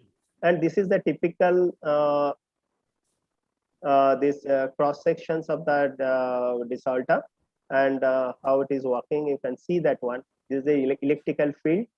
To bridge that, the electrodes are there, 2 electrodes, and whatever the crude mixture along with that emulsion, we can say it is coming here, and you can release in between the 2 electrodes, and due to that there is a separation. The water droplets will be attracted to the electrical field, and that will be coalesced, and that will be settled down at the bottom. These are the interface, and always it is filled with around 30-40% water, so that we have continuously we can remove the water from the bottom, and continuously you can take it this is called desalted crude oil for the next step. And what are the organic chlorides? So those are for the inorganic chlorides. The organic chlorides is mainly all of you know that things. It is organically bound chloride that we can say it RX. R is some alkyl group, alkyd or alkyl group, and then X means some halogens. Mainly the chloride. We are talking about the chlorine, and it is the major thing among the halogen, because due to electronegativity is more among the halogens. And different kinds of this, it is bounded with the chlorine or carbon, and that's why it is very difficult. This carbon and this chlorine, there is a electronegativity difference is huge, and it is very difficult to break that bond. And so that's why it will not go along with just like a sodium chloride and other this water soluble salt. It is very difficult to remove and soluble with making soluble in the water. So different kinds of organic chloride present in the crude oil. These are the typical this organic chlorides present in the chloride. This is chloroform, carbon tetrachlorides, tetrachloroethylene, phenyl chloride, chlorobenzene, chloroprene, dichloropropylene, dichloromethane, trichloroethylene. These type of things are there. And total 17 different types of organic chlorides were detected earlier in the specific Chinese crude oil, because you cannot, it is not easy to detect and determine all these crude oils and identify these organically bound chlorides. What we detect in the refinery, the normal through the normal quality control test, that is a total chloride. Not even how much is the sodium, how much is the potassium, magnesium, and calcium. Similarly, for organic chlorides, we can distinguish between organically bound and inorganically bound chloride. There are different methods are available, but not in the particular these things. So for that, there is a this elaborate methods there. We have to segregate those things, and then we have to go by the this GCMS, this gas chromatography with this mass spectrum.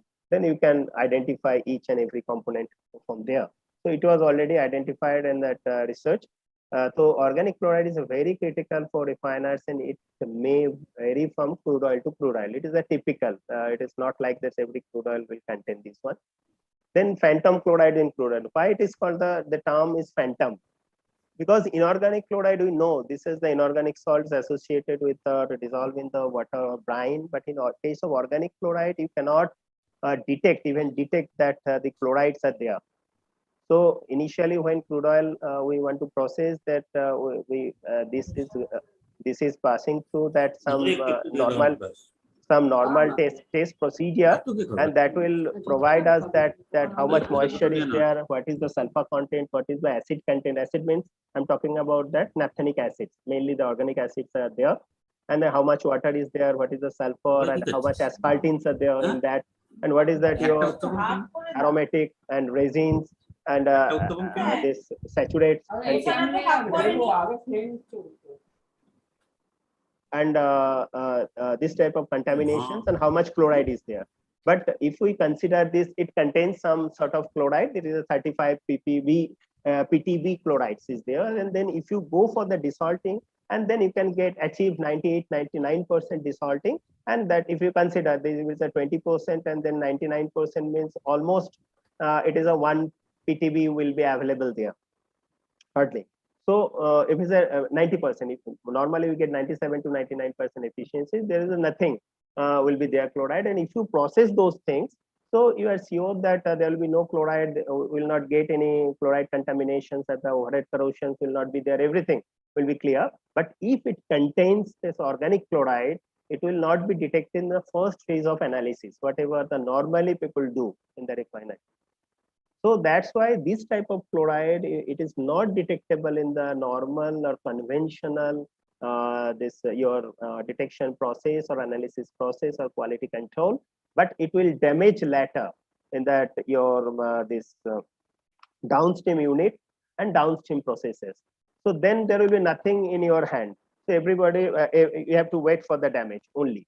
So that's why it is called the phantom chloride. It is not visible, but it will damage the things. So this is not removable by electric desalting, and can break down from downstream heating and processing to form HCl, because there is a chance of hydrolysis at high temperature in the downstream unit, mainly in the crude distillation unit, in presence of other contaminants like naphthenic acids and other things, and also in the naphtha hydrotreater. But why I am talking about mainly naphtha hydrotreater, I'll let you know later. So there is a chance of this hydrolysis, and it will also form the HCl. That main culprit, the damage will occur by the HCl. In general, very less in amount of comparison to inorganic chloride salts. So whatever the inorganic chloride salt we are talking about, it is very less. So then the next part is that these are the two types of phantom chlorides are available. This is organic chloride mainly. These are naturally occurring as the inherent components of the crude oil. So some organic chlorides are already there in the crude oils, but it is very in rare cases. Mainly in the form of some inorganic, some olefinic compounds are there. If it contains some during the drilling process, if we use many chemicals to enhance the drilling and enhance the productivity, then those are basically the halogen or chloride containing compounds, organic compounds. From there it is coming, and at the temperatures and at any means, if there is a reactions between the olefins and those chlorinated compounds, there is a chance of formations of this organic chloride compounds. And another is artificially added foreign matter during in the crude oil processing. One is exploration, I told you, and then is transportations and refining. Transportation means when we are the same pipelines is used in case of this offshore this crude well, because it is far from the shore, and this is single this pipeline, sometimes it is used for the transportation of crude oil from the well, as well as to supply the chemicals and other things. If anything is there, traces amount, so that can mix with the crude oil, and that will transport it through that. What happened with that earlier in the first two slides, we discussed about that in the Druzhova pipelines in this Russia. And refining process, in the refining process, few this organic chloride or chloride components, few additives were used. Normally is being used, and due to that, sometimes the slop we call this, after cleaning and all other things, we mix it with crude oil for the further processing. So in that case also there is a chance of contaminations. So the bottom line is that even after proper desalinations of desalination and desalted crude oil containing very, very low of inorganic salt, a severe corrosion occurs due to phantom chloride. So sources of non-extractable chlorides. So these are the chemical cleaning during oil production. There are 3-4 the sources are there what we are talking about. That is a chlorinated solvent used for upstream operation. This is for the well during explorations of the oil. And then refinery chemicals or production field slops, and then feed contaminated en route to the refinery by ship loading. The same ship, there is some earlier that transported some chemicals, and now they are taking some oils. So the crude oils, and there is a chance of contaminations and formation of fluoride during the production and operations. Whatever the hydrolysis process and other things, that is also possible. So these are the many compounds people use during that crude oil exploration, the dissolved deposit production facilities, and remove paraffin wax tar deposits. There is a for cleaning during oil production. There is CCl4 containing compounds, various CFC based compounds, and perchloroethylene compounds is also used. And the biocides are applications in the downhole of power pipelines, the halogenated biocides, and the well simulation. And the organic chloride solvents are used on fluctuating fluids. And flaming amine, alcohol amine, and hydrochlorides are also used in the refinery process to combat the overhead corrosion. So amine type of compounds are there that contain some hydrochlorides are also there. So from there is a chance. And in some refinery chemicals, what I told you, that a few additives, it contains some the emulsion breaker and other the desalting chemicals also in the catalyst, the biocides. All this contains some this, if it contains some chlorinated material, then there is a chance of the contaminations. And here you can see that one typical crude oil, there is a how that crude oil different cuts contains, and other way we can say it, that organically bound fluoride, how it is distributed in the different oil cuts. If you see the crude oil cut here, it is a crude oil, it contains one typical crude oil. It contains a 48 ppm of organically bound fluoride. Then if we distill it, then we found that C5 to 105 fraction. C5 to 105 fraction means it's light naphtha in refining this process. It is called the light naphtha fraction. It contains 329. That is majority of that organic chloride is end up in a light naphtha.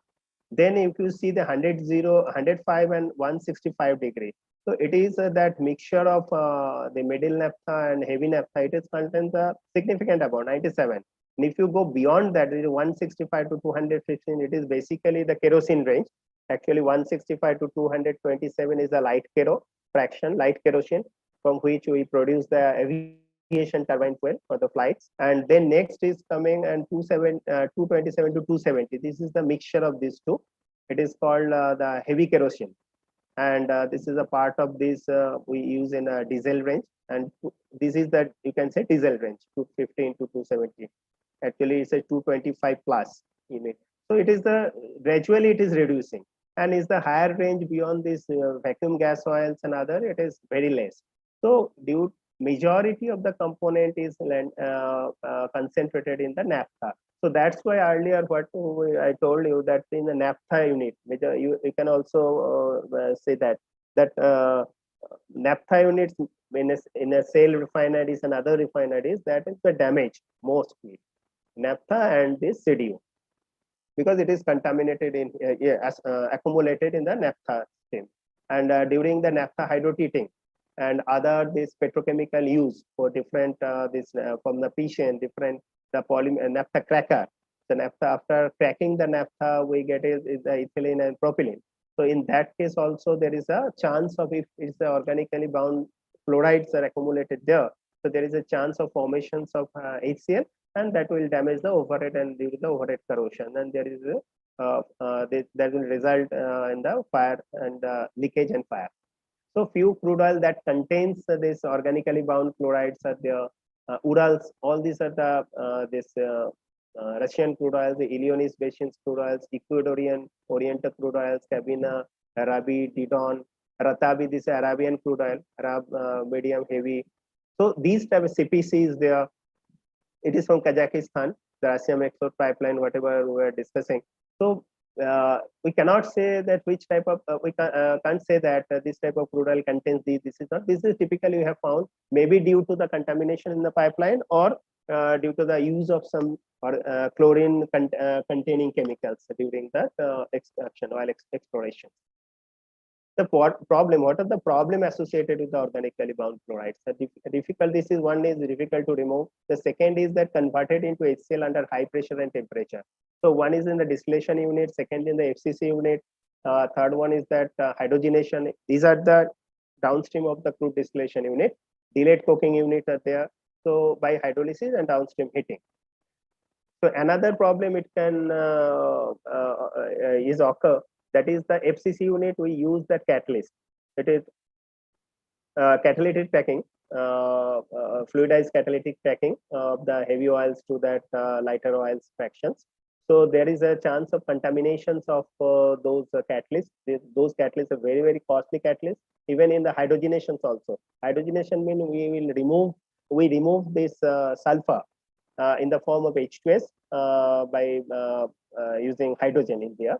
So vacuum gas oil, we post it here, vacuum gas oil, and we remove this one, sulfur, the reactions with the catalyst and the hydrogen. And then that feed, the sulfur less feed, we process in the FCC unit. So this is the thing. So there is a chance of corrosion there, and the contaminations of that catalyst, precious catalyst. This it is accumulate and then condense. If one part you can remember that this, if the HCl is in the vapor form, unless until it is not condensed, there will be no corrosion.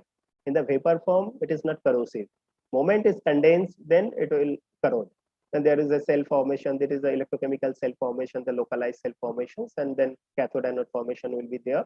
And these type of corrosions will be mainly pitting type of corrosion. This is not a uniform corrosion and very dangerous. Pitting means, I can give you an example. This is one kind of this pinhole type of things. There is no need of uniform mass destruction and removal from the system. If there is a one pinhole is there, it is enough to some disaster. Because we are handling low boiling materials and highly flammable materials. So pitting, out of all corrosion, pitting corrosion is more dangerous. So even this HCl could lead to the formation of ammonium chloride via hydrogenation process and presence of nitrogen containing compounds, and that will, the ammonium chloride, the blockage of the heat exchanger, there is a formation of fouling, because everywhere in the refinery and every process there is a heat exchanger there.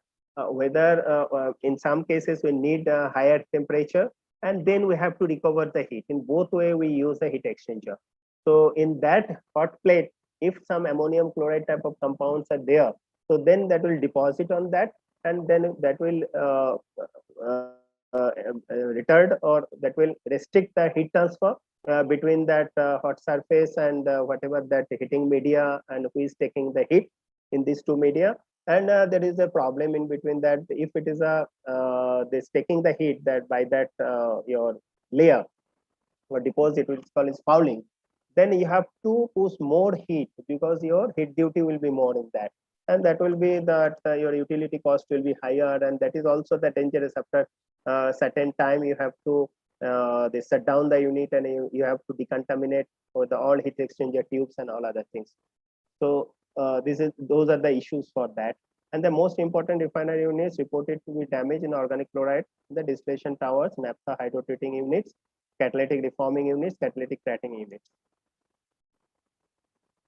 Then we are also talking about the hydrolysis. There are many evidences are there. It has been already in the laboratory also. It has been found that these type of materials can hydrolyze and form that HCl. The HCl cause the damage, not actually directly by this organically bound chloride. So effect of organic chlorides in the refinery. If you see, there is a atmospheric, this is a desalter, and after that there is a crude preheat 10, and before that there is also this heating is there for preheat up to 120 to 150 for the desalter. Then for the distillation unit there is a preheat is required, this heat exchanger, and these are the unit. It is the overhead corrosion. The pink color is for the corrosion, where the corrosion occurs, and here in that lighter sections where the naphtha, we are drawing the naphtha, light kerosene, all these things, and there is a chance of this corrosion where it is accumulated more than the other cuts. And these overhead corrosion is mainly due to high chloride, high iron, and low pH of that. And this disease that vacuum unit. So whatever that rest over material is there, 370 plus material, that goes to the vacuum furnace, and there is a chance of also in the overhead corrosions due to the high chloride content. And there is the damage already. It is a schematic of that. These are the things, and this is the picture of there, how it is damaging. This type of damage occurs in that corrosion. It is a real pictures of few units. Organic chloride caused new condenser tubes. Condenser tubes fail in less than 14 hours at a corrosion rate of 1000 mpy. Normally, the allowed corrosion is max 1 mpy. If it is 10 mpy. 10 mpy up to that it is okay, and there is 1000 mpy due to the organic chloride related issues, and less than 14 hours it was damaged. Crude oil and refineries. So actually these are the no refineries want to buy the organic chloride contaminated even at discounted price also due to those issues, and should not be dependent on only salt analysis, because it is not it cannot detect by only the conventional salt analysis. Excellent desalting is required to lead, which otherwise that may also lead to a catastrophic due to the phantom chloride. And suitable to reliable analytical methods are also required to detect those things. And another point is that how to process those things we'll discuss later. We have to, crude oil will be diluted with cleaner crude oil or non-organic chloride contaminated crude oil. So that will help us to process those things within the specifications.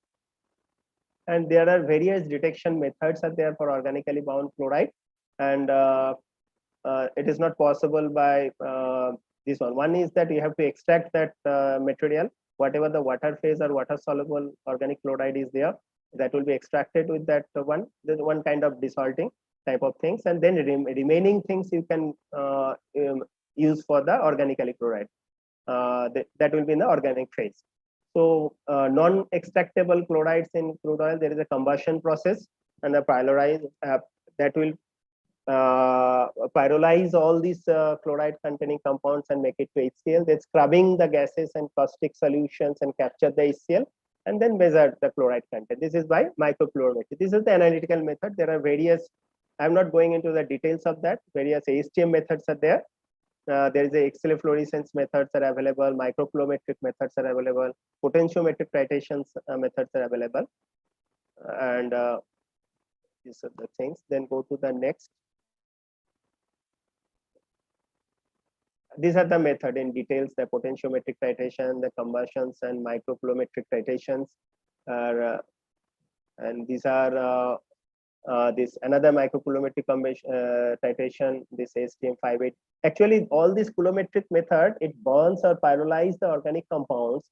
If you burn anything in presence of air, that will give you that CO2 from the organic compound, CO2 water. And if sulfur is present, that will form that SO2. And if it's this chlorine is present in any form, that will form the HCl.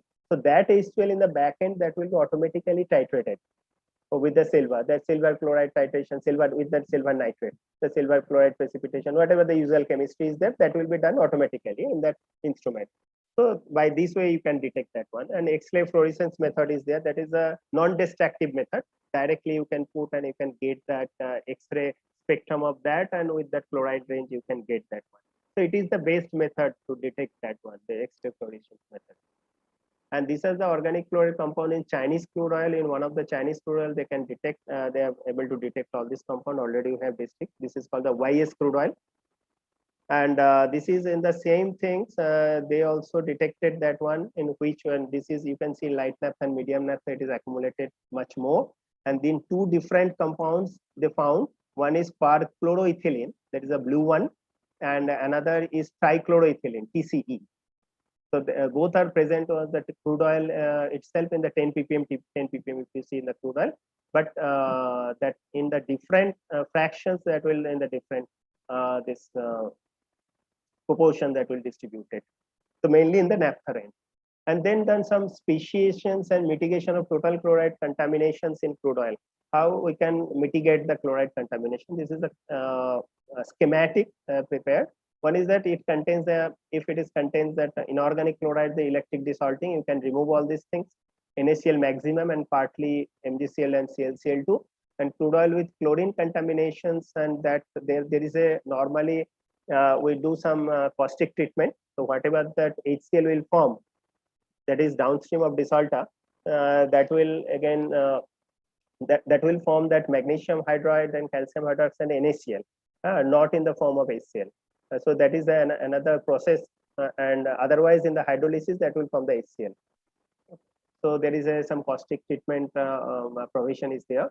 And then if it is a go to the overhead along with HCl and organic chlorides, then amine treatment provision is there. Then you have to neutralize the HCl, and but there is a formation of ammonium chloride. But then ammonium chloride formation, then with that overhead temperature, you have to maintain that temperature dew point of that, and you have to restrict the depositions of ammonium chloride over there. So there is two things are there. If you do only neutralization, there is a chance of corrosion, with under deposit corrosion in presence of ammonium chloride. So both way you have to tackle that one. And then crude distillation column. So right now, whatever the inorganic, you can remove that all that inorganic material by this way. But organic material chloride will go along with that, and that will create problem in hydrolyze and form the organic HCl. Organic chloride will form HCl, and then naphtha kerocards, that will be the more HCl will form, and that will create problem in that hydrotreater units and naphtha kero fit to the hydrotreater units.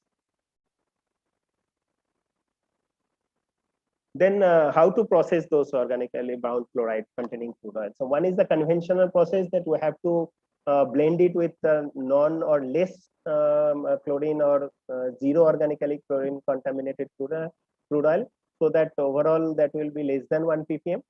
And second option is that there is two approach. One is conventional process, and second is non-conventional process. So in conventional process, there is a blending and there is an installation of guard bed. Suppose it has formed that HCl, and we have to put a guard bed in the naphtha hydrotreater unit or naphtha cracker unit, so that that will be the basic medium will be there that will absorb that HCl. So this is for that activated alumina is being used. Zeolite based molecular sieves is the maximum uses for that, and the metal oxides are also being used. And I'll tell you some and non-conventional thing later in the next slide we'll discuss. And here you can see that this is the metal oxide. It is basically basic in nature. And HCl, if we react with HCl, then that will form that metal chloride and water. So that way you can reduce that HCl in that. And similar thing in zeolites and other. Normally in activated alumina, that is Al2O3 with some crystalline water. That many activated alumina, this is because this is a porous aluminum oxide with high surface area.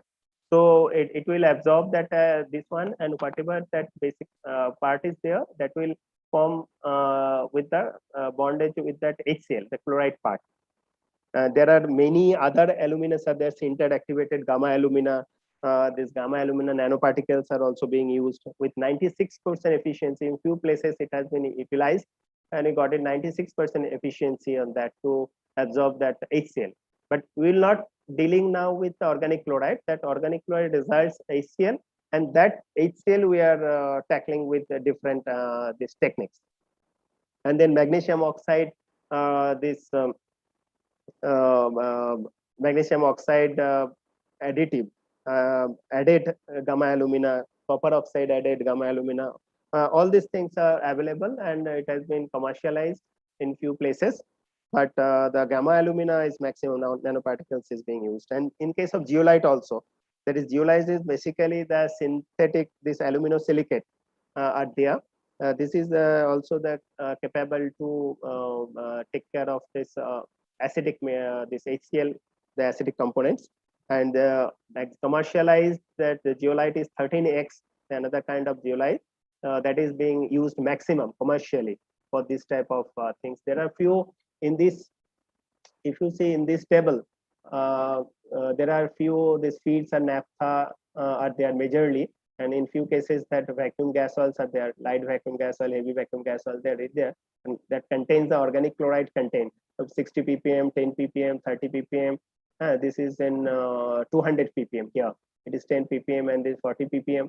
And the components also identified. All these are the research data, and components are also being identified. Whatever we check there, chloroform, CCl4, dichloroethylene, all these materials are there. And different temperatures they have used that different catalyst. You can say either zeolite or activated alumina. Generally, you can say the guard weight column and metal oxide. And the 25 degrees Celsius, it was working and 72% efficiency. And 150, 20 degree, 440 degrees Celsius with 90 to 95% efficiency. It is in room temperature, ambient temperature. So these are the various methods are already available, mainly for the naphtha cracker and naphtha hydrotreater. So that will be placed the upstream of the naphtha hydrotreater. So whatever the naphtha, that will pass through that one, and whatever the HCl is already there, that will be converted or captured by this method, and then that HCl free, you can process it for the further without any incident. And then what are the advantage and limitations of these things? This is the proven technology, commercially available, and base options for small quantity of cleaner fractions of crude oil. That is the naphtha fractions or the kero fractions, all these things. But it is not possible to hold crude, you have to pass it through it. Because that will, it is not possible, because those are the 100%, you cannot post it, and it contains many contaminants. And whatever the pores we are talking about, the major reactions occurs inside the pores of zeolites and porous, this your aluminas and other things. So that will cover the pores. So these are the limitations of this type of method. The adsorbent could be organically chloride specific, because it is not the uniform. Any adsorbent will work for the any organic chloride, but we have to test it and say this type of organic chloride for this type of particular adsorbent will work better. And very high temperature operation in some cases. We have also seen some, but those things are, this high cost is very high. So we have to think about the cost part of the process. Otherwise, your product cost will be higher. And then regeneration of the guard bed is another problem. High temperature is required, because you cannot throw it out after one use. You have to regenerate it. You have to remove that by heating mainly, and that will form the HCl vapor, and you have to scrub it and release it. Then that may not be economically viable, but telling that if it is a very costly this adsorbent, and crude oil cannot be used here. So another unconventional process people are working, even in our R&D center also have started working on that. This is a phase transfer catalyst. So whatever we are talking about the conventional way, either you have to dilute it, or you have to, after formation of HCl, you have to tackle it through different ways. But why not before that, before putting into the crude distillation unit? So that is one kind of desalting way of doing. So how to make the desalting process efficient to take care about that this type of organic chloride which is not soluble in the water. So one thing is that phase transfer catalyst or phase transfer agent. Some phase transfer agents are available which can make the organic phase soluble in the inorganic phase. So here is the organic phase and aqueous phase. So if we put some phase transfer agent in that or catalyst in that oil phase, that will take this organically bound chloride into that organic water phase, and then in the water phase that will go along with that brine. So this is the process. So here what we are using, this is the organically bound chloride, that CH2Cl2 trichloromethane, and TBA, which is that one kind of this phase transfer agent we have used, and then it form this is an organic phase. It will form this type of through formaldehyde formations and this formic acid anion. It is coming through. This is organic part will go to the organic phase, and whatever the chloride part is there, that will exchange that your anion part. The chloride anion will be exchanged by hydroxyl ion. So that will be now TBA. That will be now TBACl. So that TBACl moment is from the chloride. So we know that all the chlorides and nitrate salts are more or less water soluble. That will come into, though there is a linkage with the organic material, that will come into the water phase. And here that we have to maintain that pH is slightly alkaline in presence of NaOH. So that will again form the TBOH. And whatever the chloride will be there, that will form the NaCl. And we know that in the desalting process, NaCl is easily very easy to remove that one. So that will be the organic now, and that will go to the organic phase. So there is a we can recycle that our the costly chemicals here, the phase transfer agent, and we can easily remove that one. But the thing is that moment we put that caustic and make it this caustic and make it more alkaline, then there is some issues in the desalting, that more rag layer will be formations in that, and very difficult to remove that separate that water, because there is some optimum conditions are required for that, and it is very difficult if it contains some this naphthenic acid. Moment you put that caustic, the naphthenic acid will form the sodium naphthenate salt, and all this organic acid salt, this type of salt acts as a surfactant, and that this in desalter there is a oil water interface. So now the surfactant will act as a and the interface, and it will very difficult to separate out water and oil from that interface. So there are some trouble in that, but people are working on that. But if you consider the ideal conditions and with that synthetic material, it will work 100%. But moment you put in the crude oil, but it will not work 100%. So that whether this the question is that commercial readiness of this process. So we have to see that whatever that organic chloride removal processes are there, whether it is commercially ready or not, it is to be enough. This process also yet to be proven in commercial case, and that should be economically viable, and there should not be any issues in the downstream and desalting process also. That already I have discussed that results of poor desalting and tight emulsion formations and all other things in presence of naphthenic acid. So these are the overall summary, whatever I told you in last 1 hour. That is crude oil containing that your inorganic chloride, and HCl is organic chloride that will going through the desalter. In the desalting process, you can remove that inorganic chloride and from the down with the brine, and organic chloride will go along with the crude oil, and it will enter in the crude distillation unit CDU, and there is HCl from hydrolysis, it will form HCl. There is a chance of corrosions in the overhead. There is a chance of corrosion in the naphtha draw lines and trays, and another overhead corrosion will come from the HCl because we use it contains the nitrogen, the ammonium chloride formation will be there. And there is a, what is the option is there, we have to put some guard bed. Naphtha will come along with the HCl, and there is a guard bed already we have discussed that will take care of the HCl, you will get the naphtha. So now the conclusion is there, the chlorides in the crude oils can cause serious issues, both technical, the corrosion, and economical, that is the low quality materials, and these chlorides can be both organic and inorganic in nature. Major problem is organic chloride, because neither can they be separated using conventional method like desalting. You cannot determine by conventional methods, and eliminate the use of various kinds of chlorochemicals agents adding to the oil recovery processes. We can think about that so that we can avoid this type of contamination. So if we get the alternate chemicals in the oil well. And the fourth point is that the crude oil with high content of organic chloride need to be blended with crude oil with zero or very low content organic chloride.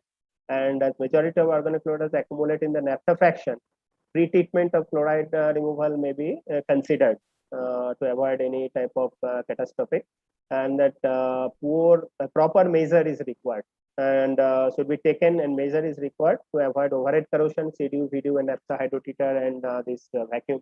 This hydrotreater, any hydrotreater units, suitable additive or corrosion inhibitors should be used to avoid HCl and NH4Cl under deposit corrosion, and suitable upgradations of refining equipment to improve that corrosion resistance is required. That normally in it is in carbon steel, this good atmospheric desalting CDU unit, but over it is Inconel type of materials cladded. So that the pitting corrosion, we can restrict the pitting corrosions. So that's the upgradation of the equipment, and real-time monitoring mechanism is required. So I can conclude in that. Thank you very much for your patience and listening. Thank you, Mr. Sohn. It's a wonderful presentation, I must say, because the issue of organic chloride in crude oil, how dangerous it is, you have clearly explained.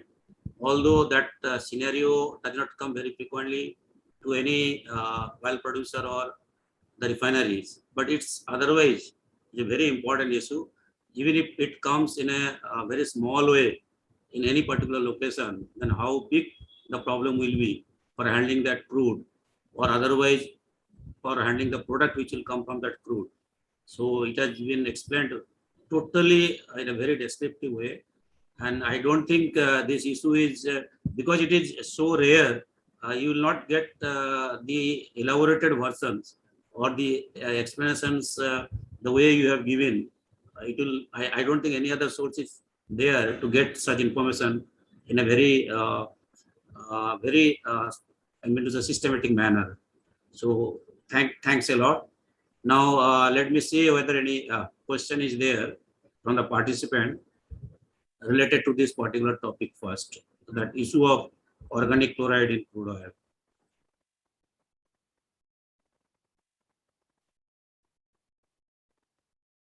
Participants, do you have any question, please? Although it is totally, I mean, does not come very frequently to the students as such. It is being experienced by the industry only. But even then, if it comes in your mind from a chemical engineering point of view or otherwise from your curiosity, please come forward.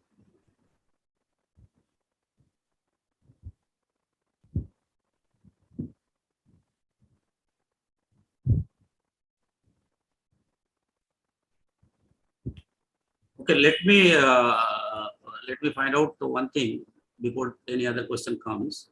Mr. Sohn, are you aware that there was a moment, maybe around 10 years before, that the organic chloride, presence of organic chloride in North Gujarat crude, which was being handled by refinery in Gujarat of IOC. Have you heard anything of organic chloride issue? No, that part there was no that much because whatever they were handling by blending with that in small portions, they are blended with the normal crude oil and then they use it. And mainly these type of things are not associated with the well. It is very rare case of that, mainly for the pipeline contaminations, mainly. So they managed initially, that was there, but anyhow they managed it. It was not a long run problem. Okay, just to elaborate, basically, I was that time involved in this particular scenario. Oh. Totally, I mean, more than totally, I'll say, because the crude which was being coming from North Gujarat to Gujarat refinery at Baroda, oil refinery, that unit was to handle mainly the North Gujarat crude only, because this refinery has come long back, which was designed mainly for the North Gujarat and South Gujarat crude, and then they had expanded, and accordingly a lot of import crude have started coming and it was being processed. But the unit, I think they were having 4 units or so. The units which was to be handled for North Gujarat, that cannot handle the import crude, because the design of all the units are not similar. So either they will have to remove that organic chloride before it comes to them, or the way you were saying, basically that blending also can help. No doubt they had tried also, but the quantum was so high that even by blending it was not possible to be treated in that particular unit, that number 1 and 3 or 1 and 2, something like that. Okay. Now the issue came, actually issue in a sense, as you said correctly, one word, phantom organic chloride, means how it has come, because from the reservoir there was no source of organic chloride which was present along with the crude oil, and it was earlier also noticed, and there was no new field also added up, so that's why it was not a case that which has come from the reservoir. Then definitely what you are saying, that pipeline contamination might have, but it was not very easily identifiable in the beginning also, and a lot of time was going ahead, and very big bad situations were there, how to handle this crude. Otherwise ONGC also does not have any other alternative route to store this crude, and refinery also cannot process this crude in that unit by any other crude.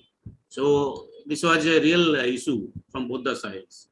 and it was experimented by taking a sample here and there from all different locations. The from where the crude is being produced, from where the crude is being further processed in the desalter unit, from the crude which has reached to the refinery, and all those things. So it was not less than 5-6 months troublesome scenario, and it seems it has come mainly from the chemical which was being utilized for emulsification, de-emulsification. Because as you were aware also, that water separation will be easier if we use the chemical demulsifier. So probably that demulsifier had the issue of presence of organic chloride. And it seems it was correct also, because when we changed that particular brand, then the matter got resolved. And the issue was actually so peculiar. I mean, it was a technical issue, but at the same time, commercially also it has been popped up, because the naphtha market was very critical at that time. The sale of naphtha was not possible easily. So whether the issue came because of naphtha high stock, or because of the real issue of organic chloride, there are, as you know, unless you find out the actual problem, we always deliberate the a lot of non-technical issues altogether. Okay, but that was a big issue. I must say it went for more than 6 months. It is a practical example. That's why I thought, let me share it because I don't know how far you are ever. Because we faced these things. So whatever I have started now, I faced that one, and I have started working in that time only 2019 this April end. Because there is whatever that Duzova pipeline from Russia, that is a $2.7 billion crude oil was contaminated. And Eastern European and Central European, almost 80% refinery was shut down due to that only. So that was the major issues, and we are also got offered that time to take those, because many ships were loaded with that crude oil also. It is a very cheaper crude that time. Yes, spot purchase was available. Yes, spot purchase, and from that's why it came to our R&D that if it is possible to process this one. We have tried, but it was with that phase transfer compounds, but it was affecting the desalting, because it needs the alkaline medium. And due to the, though we are getting that 60-70% removal of that organic chloride at the desalting stage, but it is creating problem in the desalting. Other problems. Yes, and another things, it takes time. And for spot purchasing, maximum you can hold it up to, in that scenario, because nobody was ready to take those things. 1 month hold up time was there. But it is very difficult to develop this technology within 1 month time. Exactly. Initially we tried, but secondly, commercially also it has to be implemented. No? Not only pilot study will serve the purpose, because that was a temporary phenomenon. Maybe if you are wait for commercial application, by the time that ship will go, then the management will ask for that. What will be the benefit in future also? Exactly.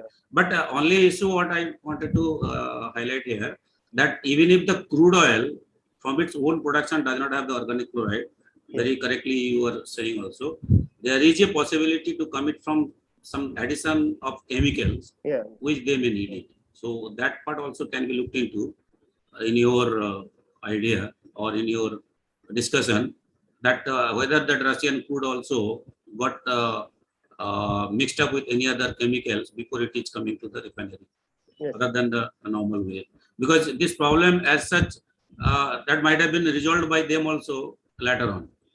It's not a permanent phenomenon. It was found that there is a pipeline contamination. Same line was used for the chemicals. That is another input basically, how it may generate the thing.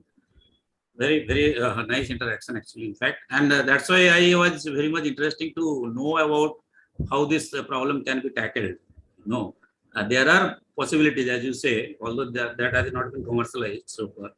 But only guard bed is available in naphtha guard bed. We are also using. In sometimes it is coming accumulations. Although the recent, I think, and during the pandemic also last year we found in our one of the naphtha this batch, it was coming high. Then we have handled with that way. Initially, we are trying that will be for making the quality of naphtha. Yes, that should be less than 1. That should be less than 1. From that perspective, but the damage of otherwise what will happen before that for the corrosion and all those things. Yes. Those things cannot be addressed through this. Yes. It is basically to make the product sellable from the standard point of view. It is from that perspective. Because the naphtha, when they use it in fertilizer plant or any petrochemical plants, definitely this becomes a major issue. The Because presence we of face that issue because we have our own naphtha cracker, petrochemical unit, plants. naphtha cracker units. Exactly. Yeah, we took the measure and then we utilized that. We all basically had to resolve this issue because there are two, as I said, no, that time naphtha dispatch was also a very big issue because the refineries were having alternate product. Instead of naphtha, they will go for gas basically. It was a situation when this particular scenario has developed. But now, after that also, we did not face any problem. I mean, that was totally temporary actually. Participants, now we had given sufficient time during our discussion. If you have any question, please.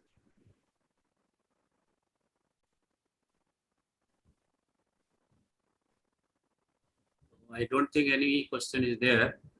So with this, I think Mr. Kumar Viswas, for whom we did not take any question at that time, is he there? He is not there. Participants, do you have any question for Mr. Kumar Viswas for the earlier speaker?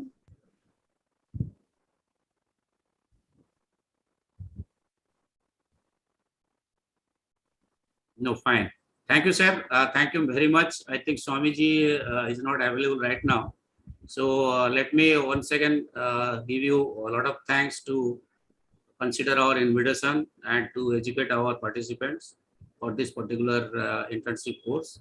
And we look forward to get your assistance in future also. Thanks a lot. Thank you. Thank you. Omi, are you there? Yes, sir. We can close now. Okay. Yeah. Okay, sir. Thank you. Thank you all.